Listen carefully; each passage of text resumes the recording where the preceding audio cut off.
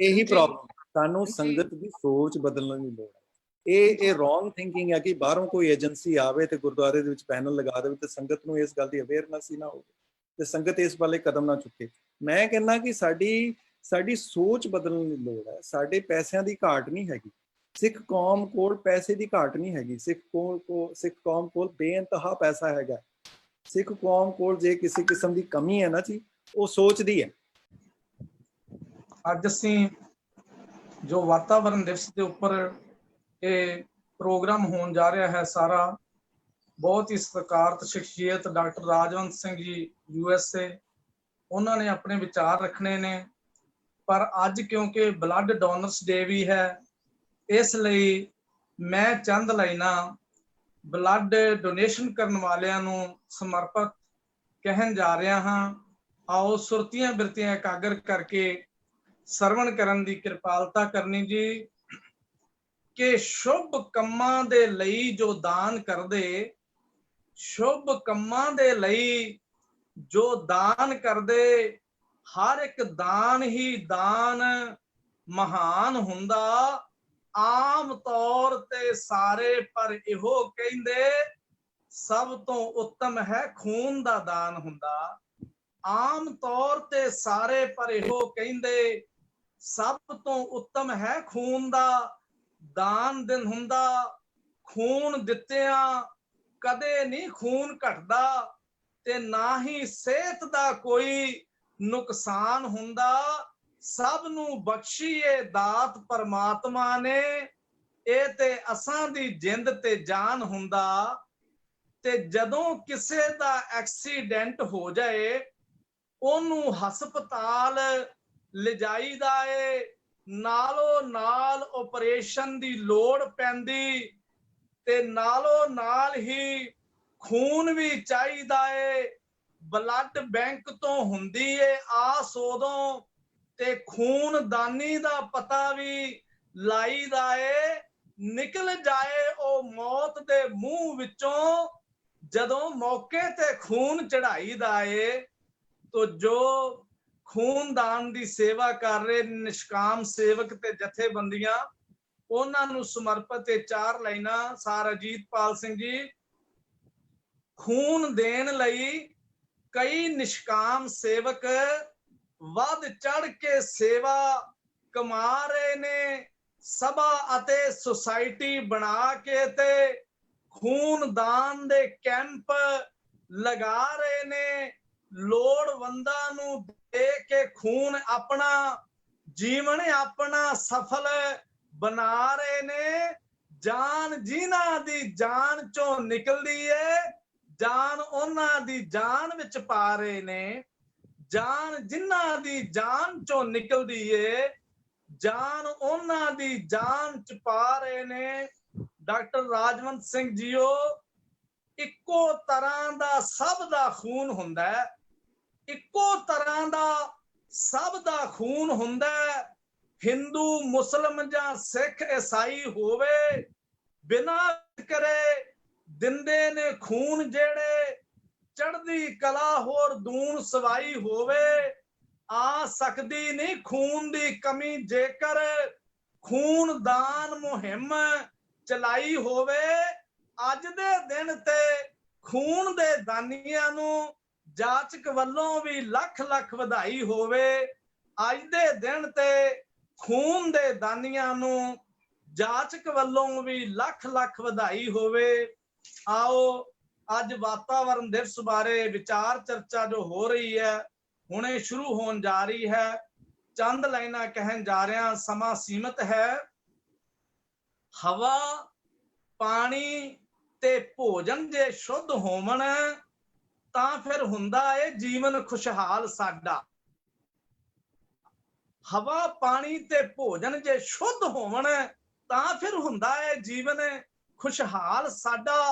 ये तां तिन्ने ही कुदरत दियां नेमतां ने तन मन करन निहाल निहाल साडा। असी इन्हां दा जे ख्याल रखिए ये भी रखणगे सदा ख्याल साडा। इन्हां विच जद जहर है घुल जांदी ਜੀਵਨ ਹੁੰਦਾ ਏ ਹਾਲੋਂ ਬਿਹਾਲ ਸਾਡਾ, ਇਹਨਾਂ ਵਿੱਚ ਜਦ ਜ਼ਹਿਰ ਹੈ ਘੁਲ ਜਾਂਦੀ, ਹਾਲੋਂ बेहाल साडा। एक गल होर,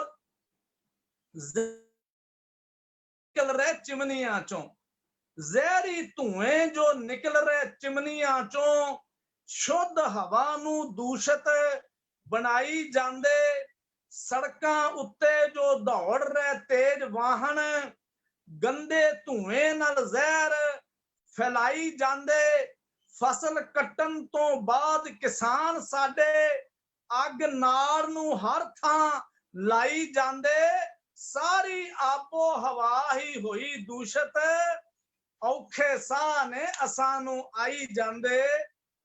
तो खाण वालियां फसलां विच पैण खादां, खाण वालियां फसलां विच पैण खादां, अन्न दी थां ते जहर ही खा रहे हां, दुध ज्यादा ते जल्दी लैण दे लई मज्जां गावां नूं टीके लगा रहे हां, कच्चे फल सवेर तक पक जांदे, ऐसे कैमिकल उत्ते छिड़का रहे हां, जाके पेट विच करन ए जहर पैदा, ला इलाज बीमारियां लवा रहे हां, जाके पेट विच करन ए जहर पैदा, ला इलाज बीमारियां लवा रहे हां। आखिरी दो बंद के जिन्हां दरख्तां तो मिलदी है ऑक्सीजन, उन्हां दरख्तां नूं कट्टी कटाई जा रहे,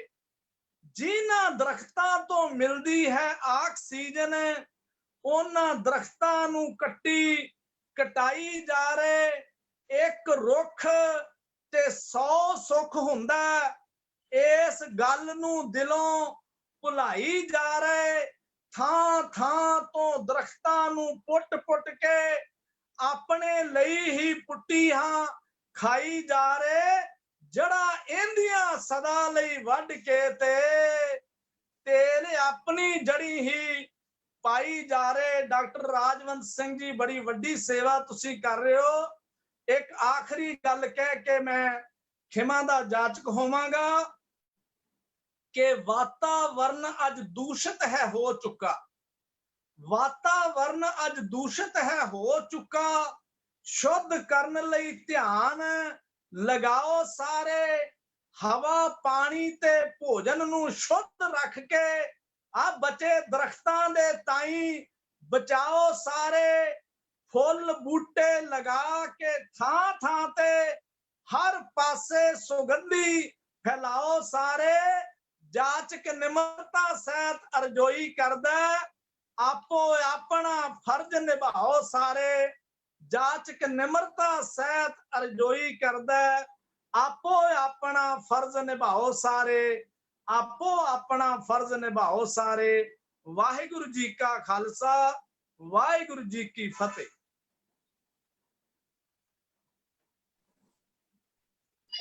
वाहिगुरु जी का खालसा, वाहिगुरु जी की फतेह।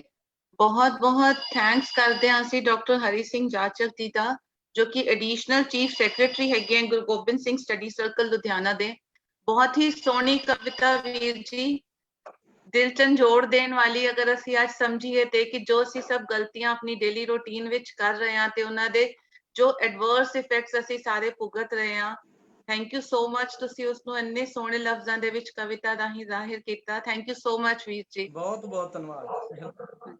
ਸਾਧ ਸੰਗਤ ਜੀ, 5 ਜੂਨ ਨੂੰ ਅਸੀਂ ਵਰਲਡ এনवायरमेंट ਡੇ ਮਨਾਉਂਦੇ ਹਾਂ ਸਾਰੀ ਦੁਨੀਆ ਦੇ ਵਿੱਚ, but reap what you so the team ਵੱਲੋਂ ਅੱਜ ਅਸੀਂ এনवायरमेंट ਡੇ ਮਨਾ ਰਹੇ ਹਾਂ। ਤੇ ਉਸ ਦੇ ਮੌਕੇ ਤੇ ਜੋ ਕਿ ਡਾਕਟਰ ਰਾਜਵੰਤ ਸਿੰਘ ਜੀ ਨੂੰ ਅਸੀਂ ਇਨਵਾਈਟ ਕੀਤਾ ਹੈ। ਆਪ ਜੀ ਦਾ ਬਹੁਤ ਬਹੁਤ ਥੈਂਕਸ ਵੀਰ ਜੀ, ਜੋ ਤੁਸੀਂ ਆਪਣਾ ਇੰਨਾ ਪ੍ਰੀਸ਼ੀਅਸ ਸਮਾਂ ਕੱਢ ਕੇ ਤੇ ਸਾਡੇ ਨਾਲ ਤੁਸੀਂ ਇੱਥੇ ਸ਼ੇਅਰ ਕਰਨ ਵਾਸਤੇ ਆਏ ਹੋ। Reap what you so the team ਵੱਲੋਂ ਅੱਜ ਅਸੀਂ ਉਸ ਟੌਪਿਕ ਤੇ ਆਪ ਸਭ ਜੀ ਦੇ ਨਾਲ ਸਾਂਝ ਪਾਉਣ ਆਏ ਹਾਂ, ਜੋ ਕਿ ਨਾ ਕੇਵਲ ਭਾਰਤ ਦੀ ਬਲਕਿ ਸਾਰੀ ਦੁਨੀਆ ਦੇ ਵਿੱਚ ਜੋ ਇੱਕ ਚੈਲੰਜ ਬਣਿਆ ਹੋਇਆ ਹੈ। ਆਪਣੀ ਰੋਜ਼ ਦੀ ਲਾਈਫ ਵਿੱਚ ਅਸੀਂ এনवायरमेंट ਡੀਗ੍ਰੇਡੇਸ਼ਨ ਦੇ ਨਤੀਜੇ ਦੇਖ ਰਹੇ ਹਾਂ। ਪੋਲਿਊਸ਼ਨ ਲੈਵਲਸ ਵੱਧਦੇ ਹੀ ਜਾ ਰਹੇ ਹਨ।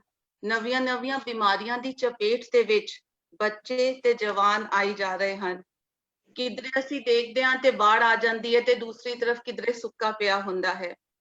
ਆਪਣੇ ਤੇ ਆਪਣੀ ਆਉਣ ਵਾਲੀ ਜਨਰੇਸ਼ਨਸ ਦੇ ਲਈ ਸਾਨੂੰ ਸਭ ਨੂੰ ਮਿਲ ਜੁਲ ਕੇ ਇੱਕ ਸੋਚ ਦੇ ਨਾਲ ਕੁਝ ਅਜਿਹੇ ਕਦਮ ਚੁੱਕਣ ਦੀ ਲੋੜ ਹੈ ਜਿਸ ਦੇ ਨਾਲ ਕਿ ਅਸੀਂ ਕੰਜ਼ਰਵੇਸ਼ਨ ਆਫ ਇਨਵਾਇਰਨਮੈਂਟ ਤੇ ਕੰਮ ਕਰ ਸਕੀਏ।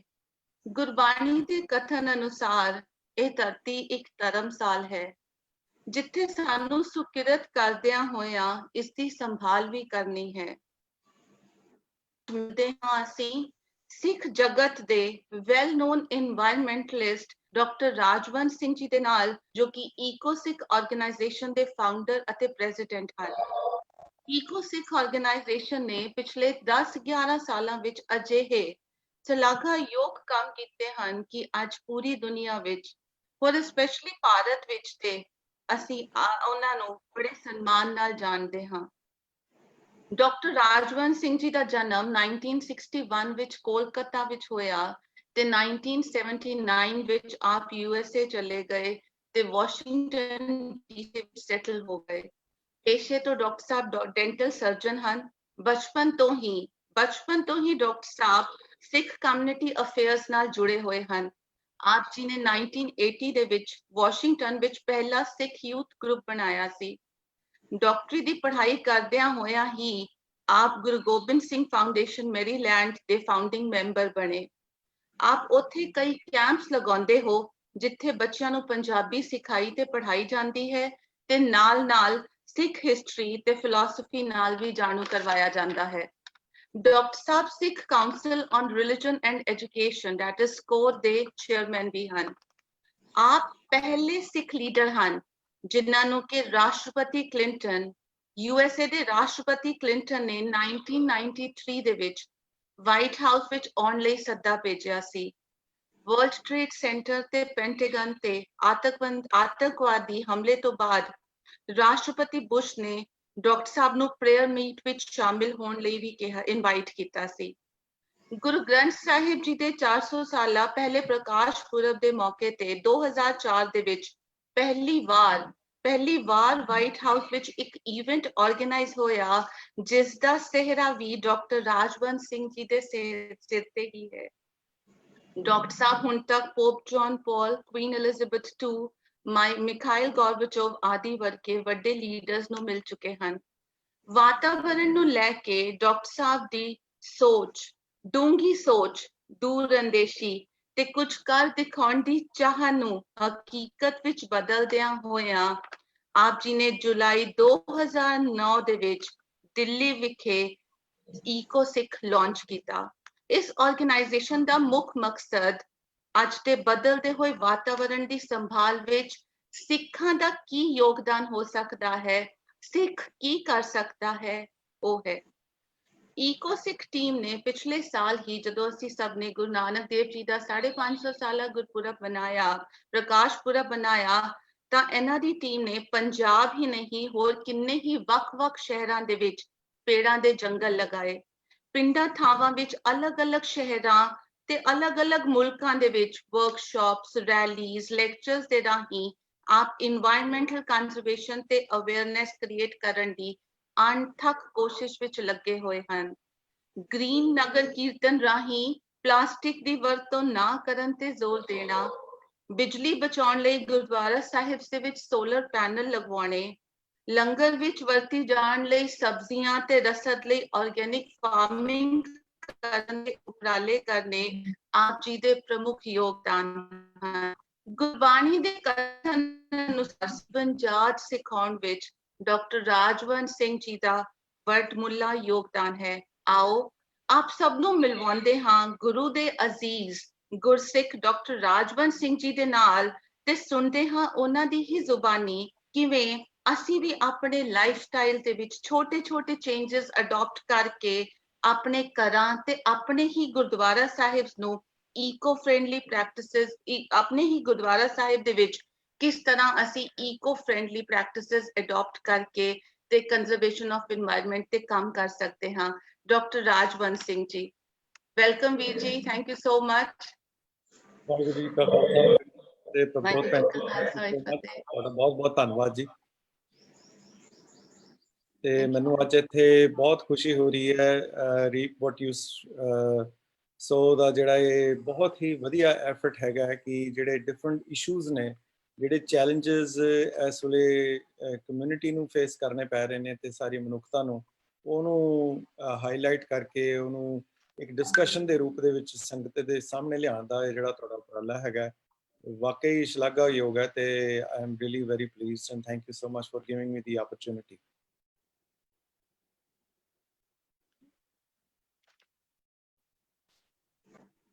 ਵੀਜੀ ਪਲੀਜ਼ ਤੁਸੀਂ ਸ਼ੇਅਰ ਕਰੋਗੇ ਸਾਡੇ ਸਭ ਦੇ ਨਾਲ, ਤੁਸੀਂ ਆਪਣਾ ਐਕਸਪੀਰੀਅੰਸ ਤੇ ਤੁਸੀਂ ਸਾਨੂੰ ਕਿਸ ਤਰ੍ਹਾਂ ਗਾਈਡ ਕਰ ਸਕਦੇ ਹੋ ਤਾਂ ਕਿ ਅਸੀਂ ਵੀ ਤੁਹਾਡੇ ਤੋਂ ਸਿੱਖ ਕੇ। ਸ਼ੋਰ, ਠੀਕ ਹੈ ਜੀ।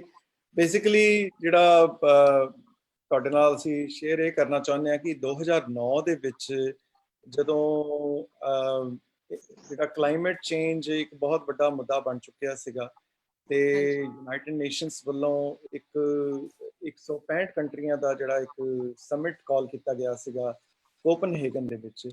ਤੇ ਉਸ ਸਮਿਟ ਦੇ ਵਿੱਚ ਮਨਮੋਹਨ ਸਿੰਘ ਤੇ ਚਾਈਨਾ ਦੇ ਪ੍ਰੈਜ਼ੀਡੈਂਟ ਤੇ ਪ੍ਰੈਜ਼ੀਡੈਂਟ ਓਬਾਮਾ ਨੇ ਇਹ ਇਕੱਠਿਆਂ ਨੇ ਇੱਕ ਸੰਧੀ ਸਾਈਨ ਕਰਨੀ ਸੀ ਜਿਹਦੇ ਨਾਲ ਕਿ ਸਾਰੇ ਦੁਨੀਆ ਦੇ ਵਿੱਚ ਜਿਹੜੇ ਕਲਾਈਮੇਟ ਦੇ ਪ੍ਰਤੀ ਕੀ ਕਦਮ ਚੁੱਕੇ ਜਾਣੇ ਚਾਹੀਦੇ ਨੇ ਸਰਕਾਰਾਂ ਵੱਲੋਂ, ਉਸ ਐਗਰੀਮੈਂਟ ਦੇ ਵਿੱਚ ਸਾਈਨ ਕਰਨ ਦੇ ਵਿੱਚ ਤਿੰਨੇ ਲੀਡਰਾਂ ਨੇ ਨਾ ਕਰ ਦਿੱਤੀ ਤੇ ਉਹ ਸਾਰਾ ਜਿਹੜਾ ਸਮਿਟ ਹੈ ਕੋਲੈਪਸ ਹੋ ਗਿਆ। So this is we are talking in 2009। ਤੇ ਉਸ ਵੇਲੇ ਜਿਹੜੇ ਬਾਨ ਕੀ ਮੂਨ ਜਿਹੜੇ ਸੈਕਟਰੀ ਜਨਰਲ ਸੀਗੇ ਯੂਨਾਈਟਿਡ ਨੇਸ਼ਨਸ ਦੇ, ਉਹਨਾਂ ਨੇ ਇਸ ਗੱਲ ਨੂੰ ਜ਼ਰੂਰੀ ਸਮਝਿਆ ਕਿ ਦੁਨੀਆ ਦੇ ਧਰਮਾਂ ਨੂੰ ਉਹ ਇਹਦੇ ਵਿੱਚ ਇਨਕਲੂਡ ਕੀਤਾ ਜਾਵੇ ਤਾਂ ਕਿ ਉਹਨਾਂ ਨੂੰ ਆਵਾਜ਼ ਲਗਾਈ ਜਾਵੇ ਕਿ ਉਹ ਕੀ ਕਰ ਸਕਦੇ ਨੇ। ਸੋ ਅਸੀਂ 2009 ਦੇ ਵਿੱਚ ਜਿਹੜੀ ਤੁਸੀਂ ਪਿਕਚਰ ਦੇਖ ਰਹੇ ਹੋ, ਇਹ ਆਪਣੀ ਕੁਈਨ ਐਲਿਜ਼ਬeth ਤੇ ਹਸਬੈਂਡ ਪ੍ਰਿੰਸ ਫਿਲਿਪ ਨੇ, Ban Ki Moon on the right side ਜਿਹੜੇ ਯੂਨਾਈਟਿਡ ਨੇਸ਼ਨ ਦੇ ਸੈਕਟਰੀ ਜਨਰਲ ਨੇ, ਤੇ ਮੇਰੇ ਨਾਲ ਸਾਡੇ ਨਾਲ ਗਏ ਸੀਗੇ। ਅਸੀਂ ਉਹਨਾਂ ਨੂੰ ਬੇਨਤੀ ਕੀਤੀ ਸੀ, ਬਾਬਾ ਸੇਵਾ ਸਿੰਘ ਜੀ ਤੇ ਬਾਬਾ ਸੀਚੇਵਾਲ ਜੀ ਨੂੰ, ਅਸੀਂ ਇਹ ਇਕੋ ਸਿੱਖ ਦਾ ਜਿਹੜਾ ਪਲਾਨ ਬਣਾ ਕੇ ਯੂਨਾਈਟਿਡ ਨੇਸ਼ਨਸ ਨੂੰ ਸਬਮਿਟ ਕੀਤਾ ਸੀਗਾ ਕਿ ਅਸੀਂ ਕਮਿਟਮੈਂਟ ਕਰਦੇ ਹਾਂ, ਗੁਰੂ ਨਾਨਕ ਦੇ ਸਿੱਖ ਇੱਕ ਕਮਿਟਮੈਂਟ ਕਰਦੇ ਨੇ ਕਿ ਅਸੀਂ ਜਿਹੜੀ ਸਾਨੂੰ ਗੁੜਤੀ ਗੁਰੂ ਨਾਨਕ ਨੇ ਦਿੱਤੀ ਹੈ ਉਹਦੇ ਉੱਤੇ ਚੱਲਦੇ ਹਾਂ, ਅਸੀਂ ਕਦਮ ਚੁੱਕਾਂਗੇ, ਅਸੀਂ ਕਲਾਈਮੇਟ ਚੇਂਜ ਦੇ ਉੱਤੇ ਕੰਮ ਕਰਾਂਗੇ। ਸੋ ਸਾਡਾ ਜਿਹੜਾ ਮੇਨ ਮੁੱਦਾ ਹਮੇਸ਼ਾ ਰਿਹਾ ਵੀ ਬਲਹਾਰੀ ਕੁਦਰਤ ਵਸਿਆ। ਗੁਰੂ ਨਾਨਕ ਦੇਵ ਜੀ ਮਹਾਰਾਜ ਨੇ ਜਿਹੜਾ ਸਾਨੂੰ ਕਿਹਾ ਵੀ ਕੁਦਰਤ ਦੇ ਵਿੱਚ ਪ੍ਰਮਾਤਮਾ ਦੀ ਪ੍ਰੈਜ਼ੈਂਸ ਨੂੰ ਮਹਿਸੂਸ ਕਰਨਾ ਤੇ ਉਹਨੂੰ ਇੱਕ ਰੈਵਰੈਂਸ ਦੇ ਤੌਰ ਦੇ ਉੱਤੇ ਜੀਵਨ ਦੇ ਵਿੱਚ ਅਡਾਪਟ ਕਰਨਾ, ਇਸ ਮੋਟੋ ਨੂੰ, ਇਹ ਸਾਡਾ ਮੁੱਖ ਮਕਸਦ ਹੋਣਾ ਚਾਹੀਦਾ। ਇਸੇ ਕਰਕੇ ਪਵਨ ਗੁਰੂ ਪਾਣੀ ਪਿਤਾ ਅਸੀਂ ਰੋਜ਼ ਸ਼ਾਮ ਦਿਨ ਰਾਤ ਪੜ੍ਹਦੇ ਹਾਂ। ਤੇ ਯੂਨਾਈਟਿਡ ਨੇਸ਼ਨਸ ਨੇ ਵੀ ਹੁਣ ਜਿਹੜਾ ਇਸ ਸਾਲ ਦਾ ਜਿਹੜਾ ਇਹ ਡਿਕਲੇਰੇਸ਼ਨ ਕੀਤੀ ਹੈ, our solutions are in nature. ਮਤਲਬ ਇਹ ਦੇਖੋ ਕਿੰਨੀ ਵੱਡੀ ਗੱਲ ਕਹੀ ਹੈ ਕਿ ਯੂਨਾਈਟਿਡ ਨੇਸ਼ਨਸ ਵੱਲੋਂ ਇਹ ਮੰਨਿਆ ਜਾ ਰਿਹਾ ਹੈ ਕਿ ਜੇ ਅੱਜ ਮਨੁੱਖਤਾ ਨੂੰ ਬਚਾਉਣ ਦਾ ਜਾਂ ਧਰਤੀ ਨੂੰ ਬਚਾਉਣ ਦਾ ਜੇ ਕੋਈ ਤਰੀਕਾ ਹੈ ਤੇ ਉਹ ਨੇਚਰ ਦੇ ਵਿੱਚੋਂ ਹੀ ਹੈ, ਕੁਦਰਤ ਦੇ ਵਿੱਚੋਂ ਹੀ ਲੱਭਣਾ। ਇਹ ਇਨਸਾਨ ਨਹੀਂ ਕੋਈ ਇਸ ਤਰ੍ਹਾਂ ਦੇ ਵਿਉਂਤਬੰਦੀਆਂ ਘਟ ਸਕਦਾ। ਜੇ ਕੁਦਰਤ ਨੂੰ ਇਕੱਲਿਆਂ ਛੱਡ ਦਿੱਤਾ ਜਾਵੇ ਤੇ ਆਪਣੇ ਆਪ ਰੀਨਿਊਅਲ ਆਉਂਦਾ, ਪਰ ਅਸੀਂ ਉਹਨੂੰ ਛੱਡਦੇ ਨਹੀਂ। ਸੋ ਜਿਹੜੀ ਸਾਡਾ ਅਸੀਂ ਮੋਟੋ ਰੱਖਿਆ ਸੀਗਾ we care for nature, care for all. ਜੇ ਅਸੀਂ ਕੁਦਰਤ ਦੀ ਸਾਰ ਸੰਭਾਲ, ਕੁਦਰਤ ਨੂੰ ਬਚਾਉਣ ਦੇ ਲਈ ਕਦਮ ਚੁੱਕਦੇ ਹਾਂ ਤੇ ਸਾਰਿਆਂ ਦੀ ਸੇਵਾ ਹੁੰਦੀ ਹੈ ਉਹਦੇ ਵਿੱਚ, ਇਕੱਲੇ ਇੱਕ ਜੰਤੂ ਦੀ ਨਹੀਂ, ਕਿਸੇ ਇੱਕ ਜੀਵ ਦੀ ਨਹੀਂ। ਅਸੀਂ ਅੱਜ ਲੰਗਰ ਛਕਾਉਂਦੇ ਹਾਂ ਤੇ ਲੰਗਰ ਛਕਾ ਕੇ ਸਾਡੇ ਮਨ ਨੂੰ ਬੜੀ ਸੰਤੁਸ਼ਟੀ ਆਉਂਦੀ ਵੀ ਕਿਸੇ ਦਾ ਇੱਕ ਦਿਨ ਦੇ ਲਈ ਢਿੱਡ ਭਰਿਆ ਗਿਆ। ਪਰ ਵੀਰੋ ਤੇ ਭੈਣੋ, ਜੇ ਅਸੀਂ ਏਦਾਂ ਦਾ ਕੋਈ ਯਤਨ ਕਰਦੇ ਹਾਂ ਜਿਹਦੇ ਨਾਲ ਇੱਕ ਇਨਸਾਨ ਨਹੀਂ ਮੈਨੇ ਲੱਖਾਂ ਇਨਸਾਨਾਂ ਦੀ ਜੀਵਨ ਨੂੰ ਜਿਹੜੀ ਇੱਕ ਪਿਓਰ ਹਵਾ ਮਿਲਣੀ, ਇੱਕ ਪਿਓਰ ਫੂਡ ਮਿਲਣਾ, ਇਹ ਆਪਣੇ ਆਪ ਵਿੱਚ ਇੱਕ ਬਹੁਤ ਵੱਡੀ ਸੇਵਾ ਹੈ। ਸੋ ਇਹ ਸਾਡੇ ਜਿਹੜੇ ਮੋਟੋ ਨੇ ਇਹੀ ਯੂਨਾਈਟਿਡ ਨੇਸ਼ਨਸ ਦੇ ਨਾਲ ਮਿਲਦੇ ਜੁਲਦੇ ਨੇ। ਤੇ ਅਸੀਂ ਫਿਰ ਇਹ ਜਿਹੜਾ ਪਲਾਨ ਬਣਾ ਕੇ ਯੂਨਾਈਟਿਡ ਨੇਸ਼ਨ ਨੂੰ ਸਬਮਿਟ ਕੀਤਾ ਸੀਗਾ 2009 ਦੇ ਵਿੱਚ। ਉਸ ਤੋਂ ਬਾਅਦ ਜਿਹੜਾ ਅਸੀਂ ਇਹ ਸੋਚਿਆ ਵੀ ਜਿਹੜੀ ਸਿੱਖੀ ਨੂੰ ਇਹ ਟਾਈ ਇਨ ਕਿੱਦਾਂ ਕੀਤਾ ਜਾਵੇ ਇਨਵਾਇਰਮੈਂਟਲ ਐਕਟਿਵਿਜ਼ਮ ਲਈ। ਸੋ ਅਸੀਂ ਜੋ ਇਤਿਹਾਸ ਨੂੰ ਦੇਖਿਆ, ਅਸੀਂ ਸਾਰੇ ਜਿਹੜਾ ਸਾਡੀ ਹਿਸਟੋਰੀਕਲ ਜਿਹੜੀਆਂ ਆਈਕਨਸ ਨੇ ਉਹਦੇ ਵਿੱਚ ਗੁਰੂ ਹਰਰਾਏ ਜੀ ਇੱਕ ਬੜੇ ਛੁਪੇ ਹੋਏ ਕੈਰੈਕਟਰ ਨੇ ਜਿਨ੍ਹਾਂ ਨੂੰ ਕਿ ਬਹੁਤਾ ਜ਼ਿਆਦਾ ਦੁਨੀਆ ਦੇ ਵਿੱਚ ਅਸੀਂ ਉਭਾਰਨ ਦੇ ਵਿੱਚ ਸਫਲ ਨਹੀਂ ਹੋਏ, ਨਾ ਹੀ ਅਸੀਂ ਬੱਚਿਆਂ ਨੂੰ ਦੱਸ ਪਾਏ ਹਾਂ। ਸੋ ਅਸੀਂ ਫਿਰ ਗੁਰੂ ਹਰਰਾਏ ਜੀ ਦਾ ਜਿਹੜਾ ਗੁਰਗੱਦੀ ਦਿਵਸ ਸੀਗਾ ਉਹਨੂੰ ਅਸੀਂ ਐਜ਼ ਏ ਸਿੱਖ ਇਨਵਾਇਰਮੈਂਟ ਡੇ ਦੇ ਤੌਰ ਦੇ ਉੱਤੇ ਮਨਾਉਣ ਦਾ ਉਪਰਾਲਾ ਸ਼ੁਰੂ ਕੀਤਾ। ਮਾਰਚ 14 ਨੂੰ ਆਉਂਦਾ। ਸੋ ਅਸੀਂ ਇਹਦੀ ਅਪੀਲ ਕੀਤੀ, SGPC ਨੂੰ ਕਿਹਾ ਤੇ ਸਾਨੂੰ ਇਸ ਗੱਲ ਦੀ ਬੜੀ ਖੁਸ਼ੀ ਹੈ ਕਿ ਕਾਫੀ ਲੋਕਾਂ ਨੇ ਇਸ ਨੂੰ ਬੜਾ ਸਪੋਰਟ ਦਿੱਤਾ ਤੇ ਗੁਰਦੁਆਰਿਆਂ ਨੇ ਸਿੱਖ ਵਾਤਾਵਰਣ ਦਿਵਸ ਮਾਰਚ 14 ਨੂੰ ਮਨਾਉਣਾ ਸ਼ੁਰੂ ਕੀਤਾ। ਪਹਿਲੀ ਵਾਰ ਦਰਬਾਰ ਸਾਹਿਬ ਦੇ ਵਿੱਚ ਸਾਰੇ ਨੇਚਰ ਦੇ ਥੀਮ ਦੇ ਉੱਤੇ ਸਾਰਾ ਦਿਨ ਕੀਰਤਨ ਹੋਇਆ। ਇਹ 2010 ਦੀ ਗੱਲ ਹੈ। ਤੇ ਉਸ ਤੋਂ ਬਾਅਦ SGPC ਨਾਲ ਰਲ ਕੇ ਦਿੱਲੀ ਗੁਰਦੁਆਰਾ ਪ੍ਰਬੰਧਕ ਕਮੇਟੀ, ਹਜੂਰ ਸਾਹਿਬ ਦੀ ਕਮੇਟੀ ਨਾਲ ਤੇ ਅਕਾਲ ਤਖਤ ਦੇ ਜਥੇਦਾਰ, ਤੇ ਹੁਣ ਪਿਛਲੇ ਸਾਲ 5000 ਗੁਰਦੁਆਰੇ, ਸਕੂਲਸ, ਕਾਲਜਸ ਨੇ ਸਿੱਖ ਵਾਤਾਵਰਣ ਦਿਵਸ ਮਨਾਇਆ। ਸਾਡਾ ਹੀ ਇੱਕੋ ਇੱਕ ਧਰਮ ਹੈ ਇਸ ਵੇਲੇ ਦੁਨੀਆ ਦੇ ਵਿੱਚ ਜਿਹਦਾ ਆਪਣਾ ਇੱਕ ਇਨਵਾਇਰਨਮੈਂਟ ਡੇ ਹੈ। ਅਸੀਂ ਵਰਲਡ ਇਨਵਾਇਰਨਮੈਂਟ ਡੇ ਮਨਾਉਂਦੇ ਹਾਂ ਜੂਨ 5, ਜਿਹੜਾ ਕਿ ਸਾਰਾ ਵਰਲਡ ਮਨਾਉਂਦਾ ਹੈ, ਪਰ ਹਰੇਕ ਧਰਮ ਆਪਣੀ ਕਮਿਟਮੈਂਟ ਕਿਸ ਤਰ੍ਹਾਂ ਦਿਖਾਵੇ ਧਰਮ ਆਪਣੇ ਵਾਤਾਵਰਣ ਪ੍ਰਤੀ, ਉਸ ਚੀਜ਼ ਨੂੰ ਇਹ ਉਜਾਗਰ ਕਰਦੀ ਹੈ ਗੱਲ ਕਿ ਸਿੱਖਾਂ ਦਾ ਆਪਣਾ ਸਿੱਖ ਵਾਤਾਵਰਣ ਦਿਵਸ ਹੈ। ਸੋ ਗੁਰੂ Har Rai ji is that icon for us.